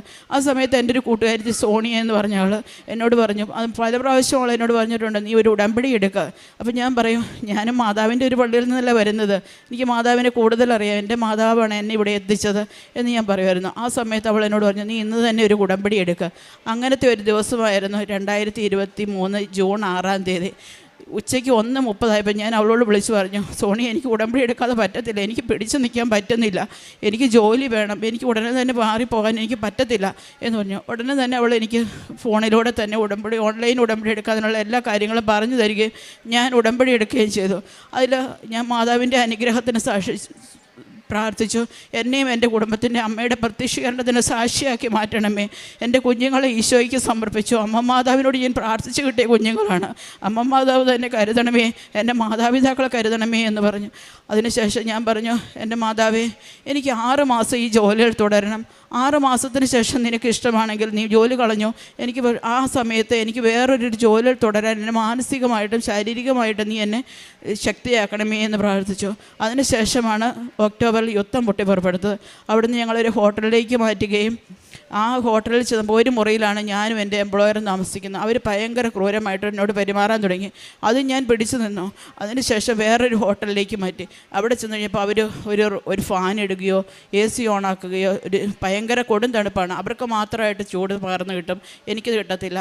എനിക്കൊരു ഫോൺ വിളിക്കാൻ സൗകര്യമില്ല, ഫോണൊന്ന് ബെല്ലടിച്ചാൽ പോലും ഒരു ചുമയ്ക്കാൻ പോലും ഒരു സമയം തരത്തില്ല. അങ്ങനെ അതെല്ലാം എപ്പോഴും ഷൗട്ടിങ്ങാണ്. അങ്ങനെ ഒരു സമയത്ത് പെട്ടെന്ന് അവരുടെ മോനോട് വിളിച്ചു പറഞ്ഞു, ഒരു രാത്രി, ഇവളെ എനിക്ക് വേണ്ട, ഞാനിവിടെ നിൽക്കത്തില്ല, ഞാൻ ഓൾഡ് ഏജ് ഹോമിലേക്ക് പോകത്തുള്ളൂ. അപ്പോൾ ഞാൻ പെട്ടെന്ന് തളർന്നു പോയി. എൻ്റെ മാതാവ്, ഞാൻ എന്ത് ചെയ്യും? എനിക്കാണെങ്കിൽ ഒരു ബസ് കയറിപ്പോയി ഒരു ജോലി കണ്ടുപിടിക്കാൻ പോലും എനിക്ക് പറ്റത്തില്ല, എനിക്ക് അറിയത്തില്ല. അങ്ങനെയുള്ള ഒരവസ്ഥയിലല്ല യുദ്ധകാലം എന്നോർത്ത് ഞാൻ കരഞ്ഞു. ഒരു ഞായറാഴ്ചയാണ് എൻ്റെ ഫാമിലി എന്നോട് വിളിച്ചു പറഞ്ഞു, റീനെ, നിന്നെ ഇഷ്ടമില്ലാഞ്ഞിട്ടല്ല, ഞങ്ങൾക്ക് എല്ലാവർക്കും വളരെ ഇഷ്ടമാണ്. നിന്നോട് ഞാൻ പല പ്രാവശ്യം പറഞ്ഞു, നീ വേറൊരു ജോലി നോക്കിക്കോ എന്ന് പറഞ്ഞതുമല്ലേ, ഞങ്ങൾക്കൊന്നും ചെയ്യാൻ പറ്റത്തില്ല, അമ്മ ഒട്ടും സമ്മതിക്കത്തില്ല, നീ ഒരു ജോലി കണ്ടുപിടിക്കാൻ നോക്കൂ എന്ന് പറഞ്ഞു. പിറ്റേ വ്യാഴാഴ്ചയാകുമ്പോൾ നീ ആ ജോലിയിൽ നിന്ന് 4 ദിവസത്തിനുള്ളിൽ നീ ജോലിയിൽ നിന്ന് റിസൈൻ ചെയ്യണം, മാറണം, വേറൊരു ജോലി കണ്ടുപിടിക്കണം, അതിനുള്ള അവകാശം നിനക്ക് തരുവാന്ന് പറഞ്ഞു. ഞാൻ മാതാവിനോട് വിളിച്ച് കരഞ്ഞു. എൻ്റെ കൂട്ടുകാരോടെല്ലാവരും പ്രാർത്ഥിക്കാൻ വേണ്ടി പ്രാർത്ഥിച്ചു. സർവ്വസമയം രാത്രി പകലില്ലാതെ എനിക്ക് ഭക്ഷണം കഴിക്കാൻ പറ്റുന്നില്ല. അങ്ങനെ ഞാൻ കരച്ചിലിനോട് കരച്ചില്ല. അപ്പോൾ എൻ്റെ ഏജൻസി എനിക്ക് ഒരു ജോലി തന്നു. ആ ജോലിയിൽ അവർ ഇൻ്റർവ്യൂ തന്നപ്പോൾ എനിക്ക് ഇംഗ്ലീഷും ഹീബ്രുവും പ്രാവീണ്യം ഇല്ലയെന്ന് പറഞ്ഞു. അവർ ആ ജോലിയിൽ നിന്ന് എന്നെ വേണ്ടെന്ന് വെച്ചു. 2ാമത്തെ ജോലി ഞാൻ മാതാവിനോട് പ്രാർത്ഥിച്ചു. ഒരു വെള്ളി ശനി അവധിയാണ്. വ്യാഴാഴ്ച എനിക്കൊരു ജോലിയും കിട്ടിയില്ല. വ്യാഴാഴ്ച ഉച്ചയായി, വെള്ളിയാഴ്ച ആരും വിളിക്കത്തുമില്ല. അപ്പോൾ ഞാൻ വ്യാഴാഴ്ച ശക്തമായിട്ട് ഉച്ചയായപ്പോൾ മാതാവിനോട് പ്രാർത്ഥിച്ചു, മാതാവ് ഇന്ന് അവസാന ഡേറ്റാണ് എൻ്റെ, ഇനി ഞാൻ എങ്ങനെ നിൽക്കും എന്നോർത്തുകൊണ്ട് പ്രാർത്ഥിച്ചുകൊണ്ടിരുന്നപ്പോൾ എന്നെ ഏജൻസിയിൽ നിന്ന് പെട്ടെന്ന് 2:30-3 മണിയായപ്പോൾ എന്നെ വിളിക്കുക, റീന, നിനക്കൊരു ജോലിയുണ്ട്, ആ വീട്ടിൽ കുറേ പൂച്ചകളുണ്ട്, നിനക്കതിനെ സഹിക്കാൻ പറ്റുമോ? അമ്മച്ചി നല്ല അമ്മച്ചിക്ക് എന്ന് പറഞ്ഞത്, നീ ആ ഒരു ജോലി പോയി കാണുക. അപ്പോൾ ഞാൻ നോക്കുമ്പം ഞാൻ തിബേരിസ് എന്ന സ്ഥലത്താണ് ഇപ്പം നിൽക്കുന്നത്. അവിടുന്ന് 1.5 മണിക്കൂർ യാത്ര ചെയ്തു പോകണം. എനിക്ക് ബസ് കയറി പോകാനോ ആ പ്രദേശം എവിടെയാണെന്ന് പോലും അറിയാനോ എനിക്കറിയില്ല. അപ്പോൾ ഞാൻ എൻ്റെ ഏജൻസിയിലെ ആളോട് പറഞ്ഞു, എനിക്ക് യാത്ര ചെയ്യാൻ എനിക്ക് അറിയില്ല. അപ്പോൾ അവരെന്നോട് പറഞ്ഞു, നീ അതൊന്നും പേടിക്കണ്ട, നിനക്ക് വേണ്ടി അവർ നിന്നെ വന്ന് കൊണ്ടുപോയി, വെള്ളിയാഴ്ച രാവിലെ നിന്നെ അവരുടെ മോള് വന്ന് കൊണ്ടുപോയി കാണിച്ച് തിരിച്ച് നിന്നെ യഥാസ്ഥാനത്ത് നിന്നെ കണ്ടുപിടിച്ചു. എനിക്കിതിൽ പല സന്തോഷമൊന്നുമില്ല. എൻ്റെ മാതാവ് എനിക്ക് തന്നതാണ്. എന്നെ യാത്ര ചെയ്യാൻ എനിക്ക് അറിയത്തില്ലാത്ത എന്നെ കൊണ്ടുപോയി ജോലി കാണിച്ച് തിരിച്ചു കൊണ്ടുവരാം. ആ വെള്ളിയാഴ്ച രാവിലെ അവർ വന്നു എന്നെ ജോലിയിൽ കൊണ്ട് കാണിച്ചു. ഞാൻ നോക്കിയപ്പം മാതാവിൻ്റെ മുഖമുള്ളൊരു അമ്മച്ചി, നല്ല സ്നേഹമുള്ള ഒരു അമ്മച്ചി. എൻ്റെ പഴയ ജോലിയിൽ നിന്നെല്ലാം എനിക്ക് വിസ്മൃതി കിട്ടുന്നത് പോലത്തെ ഒരു അന്തരീക്ഷം എല്ലാം കൊണ്ടും എനിക്ക് ഇഷ്ടപ്പെട്ടു. ഞാൻ മാതാവിനോട് പറഞ്ഞു, മാതാവേ, ഈശോയ്ക്ക് മാതാവിന് ഇഷ്ടമാണെന്നുണ്ടെങ്കിൽ ഇന്ന ഈ ജോലിയിൽ പ്രവേശിപ്പിക്കണേ എന്ന് പറഞ്ഞ് ഞാൻ അവരോട് പറഞ്ഞിട്ട് പോന്നു.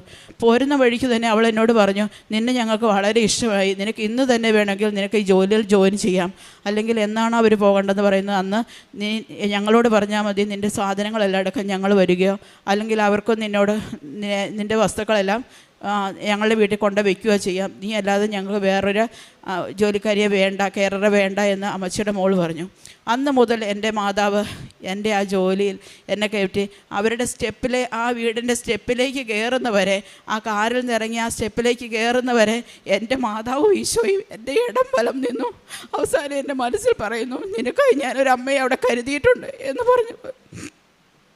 അവിടെ ചെന്നു എൻ്റെ അമ്മ മാതാവ് പറഞ്ഞതുപോലെ തന്നെ എനിക്ക് നല്ലൊരു പേഷ്യൻറ്റിനെ തന്ന് നല്ലൊരു ഫാമിലിയെ തന്ന് എന്നെ അനുഗ്രഹിച്ചു. അമ്മ മാതാവിനും ഈശോയ്ക്കും 1000 സ്തുതി.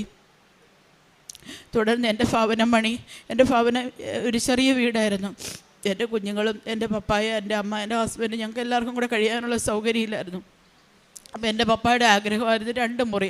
അവർ 2 പേര് ഹാർട്ട് പേഷ്യൻ്റാണ്. അപ്പോൾ ഞാൻ ഓർത്തു, എൻ്റെ ബാധ്യതകൾ നീക്കാൻ വേണ്ടി പോയി കഴിഞ്ഞ് കഴിഞ്ഞാൽ അവർക്ക് ഞാനൊരു വീട് പണിത് കൊടുത്തില്ല, ഒരു മുറി പണിത് കൊടുത്തില്ല, അവർക്ക് നല്ലൊരു മുറി കിടക്കാൻ ആഗ്രഹമുണ്ട്. അപ്പോൾ ഞാൻ അത് കൊടുക്കാതെ എൻ്റെ ബാധ്യതകൾ തീർത്ത് വരുമ്പോൾ അവരെന്നോടൊപ്പം ഇല്ലെങ്കിൽ എനിക്കത് വളരെ സങ്കടമായിപ്പോൾ. അപ്പോൾ ഞാൻ ഓർത്ത് എന്നാൽ 2 മുറികൾ പണിയാം. അപ്പോൾ ഞാൻ മാതാവിനോട് പറഞ്ഞു, മാതാവ്, എനിക്ക് കടബാധ്യതകൾ വരുത്തി വെച്ച് എനിക്കൊരു ഭവനം പണി എനിക്ക് പറ്റത്തില്ല. അപ്പോൾ കാരണം എനിക്ക് ബാധ്യതകൾ ഒത്തിരി എന്നെ പുറകിൽ കിടപ്പുണ്ട്, അതിലേക്ക് എനിക്ക് വലിച്ചിഴയ്ക്കാൻ പറ്റത്തില്ല. എൻ്റെ കയ്യിൽ പൈസ തരുന്നതിനനുസരിച്ച് എനിക്ക് ഭവനം പണിയണം. അങ്ങനെ തന്നെ എൻ്റെ കയ്യിൽ പൈസ ഉണ്ടാകുന്നതിനനുസരിച്ച് ഞാൻ എൻ്റെ 2 മുറികളും അതിൻ്റെ എല്ലാ പണികളും തന്നെ പൂർത്തിയാക്കിക്കൊണ്ടിരിക്കുന്നു. ഒരു അടുക്കള മാത്രം അതിൻ്റെ പണികൾ ഇപ്പോഴാണ് ഞാൻ തുടങ്ങുന്നത്. ഞാൻ കഴിഞ്ഞ ഡിസംബറിൽ ഞാൻ ലീവിന് വന്നു. 2.5 വർഷത്തിന് ശേഷം ഞാൻ നാട്ടിൽ ലീവിന് വന്നു. അമ്മ മാതാവ് തന്ന ഭവനം കണ്ട് എനിക്ക് വളരെയേറെ സന്തോഷം തോന്നി. ഞാൻ മനസ്സിൽ ആഗ്രഹിച്ചതിനേക്കാളും നല്ലൊരു ഭവനം തന്ന അമ്മ എന്നെ അനുഗ്രഹിച്ചു. ഞാൻ അവിടെ വെച്ച് ഞാൻ പ്രാർത്ഥിക്കുമായിരുന്നു, മാതാവ്, ഞാൻ ചെന്ന് കഴിയുമ്പോൾ എൻ്റെ വീടിന് പെയിൻ്റ് അടിക്കണം. അതിന് അതിൻ്റെ കളർ ഞാൻ പറയില്ല, പക്ഷേ എൻ്റെ ഭർത്താവ് നിശ്ചയിക്കണം എൻ്റെ മനസ്സിലുള്ള കളറായിരിക്കണം അവിടെ അടിക്കേണ്ടത്. അന്ന് ഞാൻ എൻ്റെ ജോലിക്ക് പോകുമ്പം കണ്ട മാതാവിൻ്റെ വസ്ത്രത്തിന് നിറം വെള്ളയും നീലയുമായിരുന്നു. ആ കളറായിരിക്കണം എൻ്റെ ഭവനത്തിൻ്റെ പെയിൻറ്റിൻ്റെ കളർ എന്ന് ഞാൻ പ്രാർത്ഥിച്ചിരുന്നു. ഞാൻ വന്ന് പെയിൻ്റ് അടിക്കാൻ തുടങ്ങി. എൻ്റെ ഹസ്ബൻഡിനോട് ചോദിച്ചു, ഏത് കളറാണ് അടിക്കുന്നത്? അപ്പോൾ ഹസ്ബൻഡ് പറഞ്ഞു, വെള്ളയും ബോർഡറും നീലം. അപ്പം ഞാൻ എൻ്റെ മനസ്സിൽ പറഞ്ഞ് പ്രാർത്ഥിച്ചിരുന്ന കാര്യം ഞാൻ ഇപ്പം മറന്നുപോയി. അപ്പം ഞാൻ അങ്ങനെ പെയിൻ്റ് അടിച്ച് അവസാനം ബോർഡറിൻ്റെ കളർ വന്നപ്പം പെയിൻ്റ് അടിക്കാർ പറഞ്ഞു, നമുക്ക് ഒരു മജന്ത കളർ പോലെ അടിച്ചാലോ ചേച്ചി, ചേട്ടൻ എപ്പോഴും നീലയിലെ തലയിലാണ് പിടിച്ച് നിൽക്കുന്നത്. അപ്പം ഞാൻ പറഞ്ഞു, ജോസേട്ടന് ഏത് കളർ ഇഷ്ടമാണോ അത് അടിച്ചോട്ടെ, എൻ്റെ ഇഷ്ടത്തിനല്ല ഞാൻ ഈ ഭവനം പണിതത്, മാതാവ് എനിക്ക് ഭവനം തന്നു, അത് ജോസേട്ടന് ഏത് രൂപത്തിൽ പണിയണമെന്ന് ആഗ്രഹിക്കുന്നു ആ രീതിയിൽ പണിയാനാണ് ഞാൻ ആഗ്രഹിച്ചത്, കളറും അത് തന്നെ ആയിക്കോട്ടെ എന്ന് പറഞ്ഞു. അങ്ങനെ കളറടിച്ചു. എനിക്ക് സന്തോഷമായി. ഞാൻ 1.5 മാസം കഴിഞ്ഞ് തിരിച്ചു പോയി. ഒരു ദിവസം രാത്രിയിൽ ഇങ്ങനെ ഞാൻ അതിനെപ്പറ്റി ഇങ്ങനെ ചിന്തിച്ച് കിടക്കുമ്പോൾ അപ്പോഴാണ് എൻ്റെ മാതാവ് എന്നെ ഓർമ്മയിൽ ഒരു പ്രദക്ഷിണത്തിൻ്റെ കാര്യം ഒരു അച്ഛന് ഇവിടെ പറഞ്ഞ ഒരു സാക്ഷ്യത്തിലൂടെ ഒരു ചേച്ചി പറയുന്ന കേട്ടു. ചേച്ചി ആഗ്രഹിച്ച പോലെ കളറടിച്ച ഒരു കാര്യം, പെയിൻറ്റ് കളറടിച്ച കാര്യം പറയും. അപ്പോഴാണല്ലോ ഞാൻ ഓർത്ത്, എൻ്റെ മനസ്സിൽ ഞാൻ ആഗ്രഹിച്ചല്ലോ ഈ കളറായിരുന്നല്ലോ, ഇത് തന്നെയാണല്ലോ എൻ്റെ ഹസ്ബൻഡും അടിച്ചത്. ഞാൻ ദൈവത്തിന് 1000 നന്ദി പറഞ്ഞു. അതിനുശേഷം ഞാൻ അങ്ങനെ വന്ന കടങ്ങളെല്ലാം വീട്ടിൽ കൊണ്ടുവരുന്നു. എനിക്ക് ഓരോ പ്രാവശ്യം ജപമാല റാലി വരുമ്പോൾ ഞാൻ 2 വർഷമായിട്ട് ഞാൻ ആഗ്രഹിക്കുന്നു എനിക്ക് ജപമാല റാലിയിൽ സംബന്ധിക്കണം. അപ്പോൾ ഞാൻ ഓർക്കും, ഞാൻ എൻ്റെ പിള്ളേരുടെ ലീവ് നോക്കിയാണല്ലോ വരുന്നത്, ഇനി അടുത്ത വർഷവും ഞാൻ ഏപ്രിൽ വരാനിരിക്കുന്നു, ഇനി പിന്നത്തെ വർഷം വേണം ഞാൻ ഒക്ടോബറിലെ ലീവിന് വരണം, ജപമാല റാലി കൂടണം എന്ന് ഞാൻ വളരെയായിട്ട് ആഗ്രഹിച്ചു. അങ്ങനെ ഇരുന്നപ്പോൾ അപ്പോഴും മാതാവ് എന്നെ ക്ഷണിച്ചു, ജപമാല റാലി നീ ഈ വർഷം തന്നെ കൂടണം, അത് മാതാവിൻ്റെ ആഗ്രഹമാണെന്ന് എനിക്ക് മനസ്സിലായി. ഞാൻ സെപ്റ്റംബർ എൻ്റെ ഹസ്ബൻഡിന് കൈക്കൊരു തളർച്ച പോലെ വന്നു. സെപ്റ്റംബർ 18-ാം തീയതി ആ തളർച്ച ഹോസ്പിറ്റലിൽ കൊണ്ട് കാണിച്ചു. അല്ല, സ്ട്രോക്ക് അല്ല എന്ന് മനസ്സിലായി. പിന്നെ ന്യൂറോനെ കാണിച്ചു. ഒരാഴ്ച ഹാരിത്താസ് ഹോസ്പിറ്റലിൽ കിടന്നു. അതിനുശേഷം പൂർണ്ണമായിട്ടും കഴുത്തിന് താഴോട്ട് തളർന്നു പോയി. എൻ്റെ മാതാവിനോട് ചോദിച്ചു, മാതാവേ നീ എന്താണ് ആഗ്രഹിക്കുന്നത്, എന്നോട് കൂടെ ഉണ്ടായിട്ടും എനിക്ക് സങ്കടങ്ങൾ തരുന്നത് എന്തേ എന്ന് ഞാൻ ചോദിച്ചു. അപ്പോൾ ജോസഫ് അച്ഛൻ ഓരോ പ്രാവശ്യവും ധ്യാനത്തിൽ പ്രസംഗത്തിൽ പറയുമായിരുന്നു, ഓരോ നമുക്ക് സഹനങ്ങളും ദൈവം നമ്മളെ കൂടുതൽ സ്നേഹിച്ചുകൊണ്ടിരിക്കുകയാണ്. ഞാനത് ദൈവത്തിൻ്റെ ഇഷ്ടത്തിനും മാതാവിൻ്റെ ഇഷ്ടത്തിനുമായിട്ട് ഞാൻ അതിന് താഴ്മയോടെ സമർപ്പിച്ചു. എന്നിട്ട് മാതാവ് ഞാൻ പറഞ്ഞു, എനിക്ക് എൻ്റെ ഭർത്താവിന് എൻ്റെ കുടുംബത്തിന് ഇത് താങ്ങാനുള്ള ശക്തി വരണം. ഞാൻ എവിടെ ചെന്നാലും എൻ്റെ ഭർത്താവിനോടൊപ്പം അല്ലാതെ ഞാൻ നടന്നിട്ടില്ല. ഞാൻ തിരിച്ചു പോരുമ്പോഴും ഞാൻ നാട്ടിൽ പോരാൻ അന്ന് തീരുമാനിച്ചില്ല കേട്ടോ. അന്ന് പൈസ വേണമല്ലോ. അപ്പോൾ എൻ്റെ ഹസ്ബൻഡ് വിളിക്കുമ്പോൾ പറയും, നീ ഇപ്പോൾ വരണ്ട, കുഞ്ഞുങ്ങളുണ്ടല്ലോ അവർ നോക്കിക്കോളും, നീ പൈസ വേണ്ട, ജോലി ചെയ്താൽ പൈസ കിട്ടത്തില്ലല്ലോ. അപ്പം പിന്നെ ഇവിടുത്തെ കാര്യങ്ങളൊക്കെ നടക്കണ്ടേ, ഹോസ്പിറ്റൽ ചിലവുകളുണ്ട്. അപ്പം ഞാൻ അങ്ങനെ കരഞ്ഞു. അപ്പോൾ എൻ്റെ കൂട്ടുകാരെല്ലാവരും പല സ്ഥലങ്ങളിലേക്ക് വിളിച്ചു പറഞ്ഞ് പ്രാർത്ഥന, കൃപാസനത്തിലെ പ്രാർത്ഥന, എല്ലാവരും ഒത്തിരി പ്രാർത്ഥനകൾ നടത്തിക്കൊണ്ടിരിക്കുന്നു. അപ്പോൾ അങ്ങനെ ഇരിക്കുമ്പോൾ എൻ്റെ സോണിയെ ഞാൻ വിളിച്ചു, എടി ഞാൻ എന്നാ ചെയ്യേണ്ടത്? അപ്പോൾ സോണി എന്നോട് പറഞ്ഞു, വിജയകുമാർ സാറിൻ്റെ നമ്പർ എൻ്റെ കയ്യിലുണ്ട്, നീ വിജയകുമാർ സാറിനെ ഒന്ന് വിളിച്ച് നോക്ക്, സാർ എന്ത് പറയുന്നു അതുപോലെ നീ ചെയ്യുക എന്ന് പറഞ്ഞു. അപ്പം ഞാൻ സാറിനെ വിളിച്ചു, രാവിലെ സാറിനെ വിളിച്ച് കഴിയുമ്പോൾ സാർ എടുത്തു. അപ്പോൾ സാറിനോട് ഇപ്പോൾ ഈ കാര്യങ്ങളൊക്കെ പറഞ്ഞപ്പോൾ സാർ എന്നോട് ചോദിച്ചു, നീ പൈസയ്ക്ക് വേണ്ടിയിട്ട് നിൽക്കുന്നോ? നീ നിൻ്റെ ഭർത്താവിൻ്റെ അടുക്കലേക്ക് പോ, നിൻ്റെ ഭർത്താവിന് നിന്നെ കൊണ്ട് ആവശ്യമുണ്ട്, നീ പോയി പ്രാർത്ഥിക്കുക, നിനക്ക് നിൻ്റെ ഭർത്താവിൻ്റെ അടുത്ത് അരികിൽ നിന്ന് വേണം നീ പ്രാർത്ഥിക്കാൻ, നീ വേഗം തിരിച്ചു പോ എന്ന് പറഞ്ഞു. അപ്പോൾ ഞാൻ ഉടനെ തന്നെ ഞാൻ എൻ്റെ കൂട്ടുകാരോട് വിളിച്ചു പറഞ്ഞു, എൻ്റെ കയ്യിൽ ഒറ്റ പൈസയില്ല, എൻ്റെ ഈ ടിക്കറ്റ് എടുക്കാൻ പോലും എൻ്റെ ഈ പൈസയില്ല, ഞാൻ എന്ത് ചെയ്യും? എനിക്ക് നാട്ടിൽ പോകണം. എൻ്റെ ഹസ്ബൻഡ് ഇത്ര അവസ്ഥയിലാണ്, ഞാൻ നാട്ടിൽ പോകാതിരിക്കാൻ പറ്റത്തില്ല. ഞാൻ പോലും അറിയത്തില്ല എൻ്റെ അമ്മ മാതാവ് ഓരോ രൂപത്തിൽ എൻ്റെ ഓരോ കൂട്ടുകാരും ഞാൻ അറിയാതെ തന്നെ എൻ്റെ അക്കൗണ്ടിലേക്ക് പണം ഒഴുകിക്കൊണ്ടിരുന്നു. എൻ്റെ ഫാമിലിയോട് പറഞ്ഞപ്പോൾ അവർ പറഞ്ഞു, നീ എത്രയും പെട്ടെന്ന് നിൻ്റെ ഭർത്താവിൻ്റെ അടുക്ക പോകണം, അത് ഞങ്ങൾക്കും അത് ഇഷ്ടമാണ്, അവനെ ശുശ്രൂഷിക്കേണ്ട സമയമാണ്, നീ പെട്ടെന്ന് പൊക്കോ എന്ന് പറഞ്ഞ് അവർ ഒരു ദിവസം കൊണ്ട് എൻ്റെ പേപ്പർ വർക്കുകളെല്ലാം എനിക്ക് ശരിയാക്കി തന്നു. പിറ്റേ ദിവസം തന്നെ ഒരു ചേട്ടനാണെങ്കിൽ പൈസ പോലും കൊടുത്തില്ല. ഒരു ചേട്ടൻ എനിക്ക് ടിക്കറ്റ്, ഞാൻ പറഞ്ഞു, ചേട്ടാ 10-ാം തീയതി എൻ്റെ കൂട്ടുകാർക്ക് പൈസ കിട്ടത്തുള്ളൂ, ആ സമയത്ത് ഞാൻ പൈസ തരികയുള്ളൂ, ഇപ്പോൾ എൻ്റെ കയ്യിലിരിക്കുന്ന പൈസ എനിക്ക് ആശുപത്രി ചിലവുകൾക്ക് വേണം. ചേട്ടൻ പറഞ്ഞു, റീന നീ ധൈര്യമായിട്ട് പൊക്കോ, എന്നോട് ഞാൻ പൈസ ഒന്നും ചെയ്യുന്നു, നിൻ്റെ കയ്യിലുണ്ടാകുന്ന പോലെ നീ എനിക്ക് ടിക്കറ്റിന് തന്നാൽ മതി. അങ്ങനെ ഞാൻ 10-ാം തീയതി കഴിഞ്ഞപ്പോൾ ഒക്ടോബർ 10-നാണ് ആ ചേട്ടന് ഞാൻ പൈസ ഇട്ട് കൊടുത്തത്. അതിനുശേഷം എൻ്റെ ആശുപത്രിയിൽ ഞാൻ വീട്ടിലായിരുന്നു, അവിടെ ഇസ്രയേലിലായിരുന്നപ്പോൾ തന്നെ പോരുന്നതിൻ്റെ തലേദിവസം ഒരു ദിവ്യകാരുണ്യ ആരാധന കൂടി. ആ ആരാധന സമയത്ത് ഞാൻ കരഞ്ഞ് എൻ്റെ ഹസ്ബൻഡിനെ സമർപ്പിച്ച് പ്രാർത്ഥിച്ചുകൊണ്ടിരിക്കുക. അപ്പം ഞാൻ നോക്കുമ്പം എൻ്റെ ഹസ്ബൻഡിൻ്റെ ബെഡിന് അടുത്ത് വലത് സൈഡിൽ ഈശോ വന്ന് നിൽക്കുന്നു. ഈശോയുടെ ഇടത് കൈ എൻ്റെ ഹസ്ബൻഡിൻ്റെ വലത് കൈക്കകത്ത്, ഹസ്ബൻഡിൻ്റെ വലത് കൈയും ഈശോയുടെ വലത് കൈ കൊണ്ട് കഴുത്തിന് താഴോട്ട് തടവിക്കൊണ്ടിരിക്കുന്നു, കാല് വരെ. തൊട്ട് പുറകിലായിട്ട് മാതാവ് വന്ന് നിൽക്കുന്നു. എൻ്റെ ഹസ്ബൻഡ് ധരിച്ചിരിക്കുന്ന വസ്ത്രമാണെങ്കിൽ നീലയും. ഞാൻ ആ ഹോസ്പിറ്റലിൽ ഇതുവരെ കണ്ടിട്ടില്ല, പോയിട്ടില്ല, ഒന്നും അറിയില്ല. ഞാൻ തിരിച്ച് വീട്ടിൽ ഹോസ്പിറ്റലിൽ വന്നപ്പോൾ ഞാൻ നോക്കുമ്പം എൻ്റെ ഹസ്ബൻഡ് ധരിച്ചിരിക്കുന്ന അവിടുത്തെ യൂണിഫോമാണ് നീല. ഞാൻ അന്ന് മാതാവ് ഈശോയെ അവിടെ നിൽക്കുന്ന കണ്ട് അന്ന് ഞാൻ കരഞ്ഞിട്ടില്ല. എനിക്കറിയാം എൻ്റെ ഈശോയും എൻ്റെ മാതാവും എൻ്റെ ഹസ്ബൻഡിൻ്റെ കൂടെയുണ്ട്. എൻ്റെ ഹസ്ബൻഡിന് എന്നോടൊപ്പം സുരക്ഷിതനായിട്ട് എന്നെ ഈ നടയിൽ കയറ്റി നിർത്തുമെന്ന് എനിക്കറിയാമായിരുന്നു. ഞാൻ മാതാവിനോട് പറഞ്ഞു, മാതാവ് ഞാൻ പോകുന്നതിന് മുമ്പ് തന്നെ ഈ നടയിൽ കയറി നിന്ന് എൻ്റെ ഹസ്ബൻഡിനോടൊപ്പം എൻ്റെ മാതാവിനെ ഈശോയെയും സാക്ഷ്യപ്പെടുത്തുന്നതിനുള്ള അനുഗ്രഹവും നന്ദി പറയുന്നതിനുള്ള അനുഗ്രഹവും എന്നെ നൽകണമേ. ആ അനുഗ്രഹം ഇന്ന് എനിക്ക് തന്ന് ഒക്ടോബർ 3-ാം തീയതി ഞാൻ എൻ്റെ ഹസ്ബൻഡിൻ്റെ രേഖകളുമായിട്ട് ഞാൻ ഇവിടെ വരികയും എൻ്റെ ഉടമ്പടി പുതുക്കുകയും ബഹുമാനപ്പെട്ട ജോസഫ് അച്ഛനെ കാണുകയും ചെയ്തു. ജോസഫ് അച്ഛൻ എന്നെ കണ്ടപ്പോൾ തൊട്ട് എനിക്ക് കരച്ചിൽ വരുമായിരുന്നു. കാരണം തലേ ദിവസം എനിക്ക് വയറങ്ങ് ഗ്യാസ് കയറി വീർത്തിട്ട് ഞാൻ ഭയങ്കര അസ്വസ്ഥതയായിരുന്നു. അപ്പം ഞാൻ അടുത്ത് വന്ന് നിൽക്കുമ്പോൾ അച്ഛന് വയറിങ്ങനെ ഇരിക്കുന്നു. അപ്പം ഞാൻ ഓർത്ത്, എൻ്റെ ദൈവമേ, ഞാൻ ഇന്നലെ എന്തോരം അസ്വസ്ഥത അനുഭവിച്ച് അച്ഛൻ ഇത്രയും അസ്വസ്ഥതകളും അനുഭവിച്ചുകൊണ്ടല്ലേ ഞങ്ങളെ എല്ലാവരെയും സ്നേഹിക്കുകയും പരിപാലിക്കുകയും ഞങ്ങൾക്ക് വേണ്ടി പ്രാർത്ഥിക്കുകയും എല്ലാം ചെയ്തുകൊണ്ടിരിക്കുന്നത്. അച്ഛനെ അനുഗ്രഹിക്കുന്നത് എനിക്കൊന്നും പറയാൻ സാധിക്കുന്നില്ല. അച്ഛൻ എൻ്റെ അടുക്ക് വന്നു, പേപ്പറുകൾ മേടിച്ചു, പോയി പ്രാർത്ഥിച്ചു, തിരിച്ചു കൊണ്ടുതന്നു, അടുത്ത ആളുടെ അടുക്ക ചെന്നു. അപ്പോൾ അവരവരുടെ അസുഖകാര്യങ്ങൾ പറയുന്നു. അപ്പം ഞാൻ ഓർത്തു, എൻ്റെ ദൈവമേ, ഞാൻ അച്ഛനോട് എന്ത് പറയാനാണ് വന്നത്? ഞാൻ ഒന്നും പറഞ്ഞില്ല, ഞാൻ ഈ രേഖകൾ മാത്രം കൊടുത്തതേ ഉള്ളല്ലോ എന്നോർത്തു. അത് കഴിഞ്ഞ് അച്ഛൻ വീണ്ടും പ്രാർത്ഥിച്ചു വന്നു, കാശ് രൂപം തന്നു.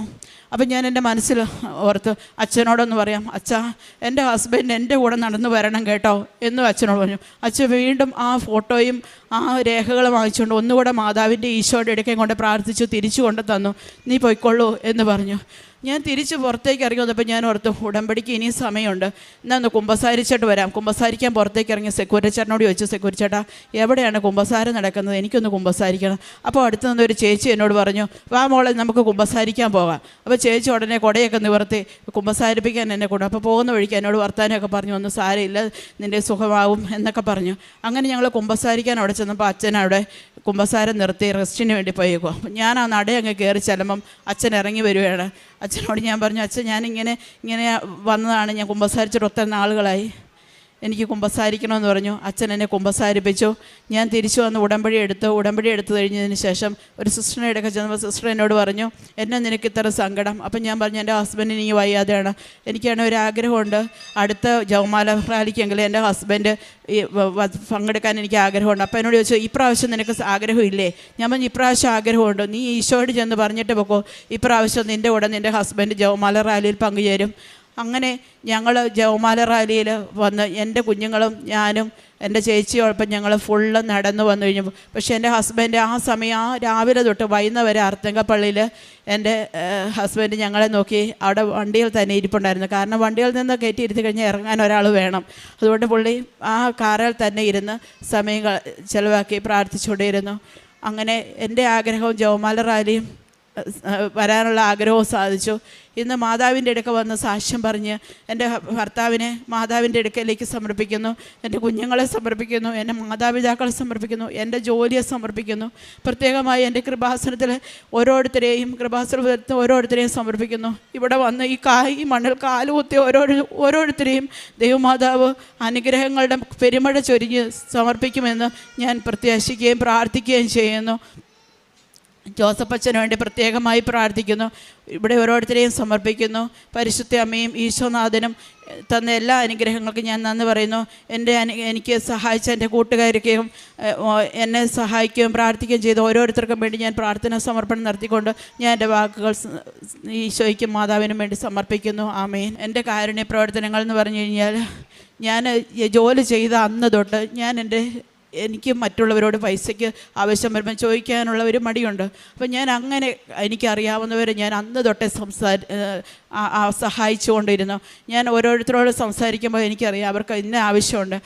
അവരുടെ ആവശ്യങ്ങളിലേക്ക് ഞാൻ എപ്പോഴും എനിക്ക് സഹായം ഞാൻ എത്തിച്ചു കൊടുക്കും. എൻ്റെ ഹസ്ബൻഡായാലും ഒത്തിരി പരോപകാരം പള്ളിയിലെ കാര്യങ്ങളെല്ലാം നോക്കി നടത്തുന്ന ഒരാളാണ്. അങ്ങനെ ഹസ്ബൻഡിനെ സഹായിക്കാറുണ്ട്, ഞാൻ സഹായിക്കാറുണ്ട്. സാമ്പത്തികമായിട്ടും ശാരീരികമായിട്ടും പ്രാർത്ഥനാപരമായിട്ടും ഞങ്ങൾ മറ്റുള്ളവരെ സഹായിക്കുന്ന ഒരു കുടുംബം തന്നെയാണ് ഞങ്ങളുടെ കുടുംബം. അതുപോലെ എൻ്റെ പ്രേക്ഷിത പ്രവർത്തനം, ഞാൻ പത്രങ്ങൾ മേടിച്ച് വിതരണം ചെയ്യുന്നു. ഞാൻ കഴിഞ്ഞ പ്രാവശ്യം വന്നപ്പോഴായാലും ഞാൻ ഇസ്രയേലിലെ എൻ്റെ കുറേ കൂട്ടുകാർക്ക് കൊണ്ട് കൊടുത്തു. അതുപോലെ എയർപോർട്ടിലായാലും കുറേ മലയാളികൾ കണ്ടപ്പോൾ അവർക്ക് ഞാൻ എൻ്റെ കാര്യങ്ങളെല്ലാം പറഞ്ഞ് അവർക്ക് കൊടുക്കാൻ സാധിച്ചു. അതുപോലെ സാക്ഷ്യങ്ങളും ഉടമ്പടി ധ്യാനങ്ങളും ഞാൻ ഷെയർ ചെയ്യാറുണ്ട്. മറ്റുള്ളവരിലേക്ക് ഈശോയെക്കുറിച്ച് കൂടുതൽ അറിയിക്കുന്നുണ്ട്. ഈശോയ്ക്കും ഇനി കൂടുതൽ ഈശോയിലെ മാതാവിൻ്റെ അനുഗ്രഹങ്ങൾ പ്രാപിക്കാൻ ഈ കൃപാസനത്തിലേക്ക് കൂടുതൽ പേരെ ആനയിക്കാനുള്ള അനുഗ്രഹം എനിക്ക് നൽകണമെന്ന് ഈശോയോട് ഞാൻ പ്രാർത്ഥിച്ചുകൊണ്ട് ഞാൻ ചുരുക്കുന്നു.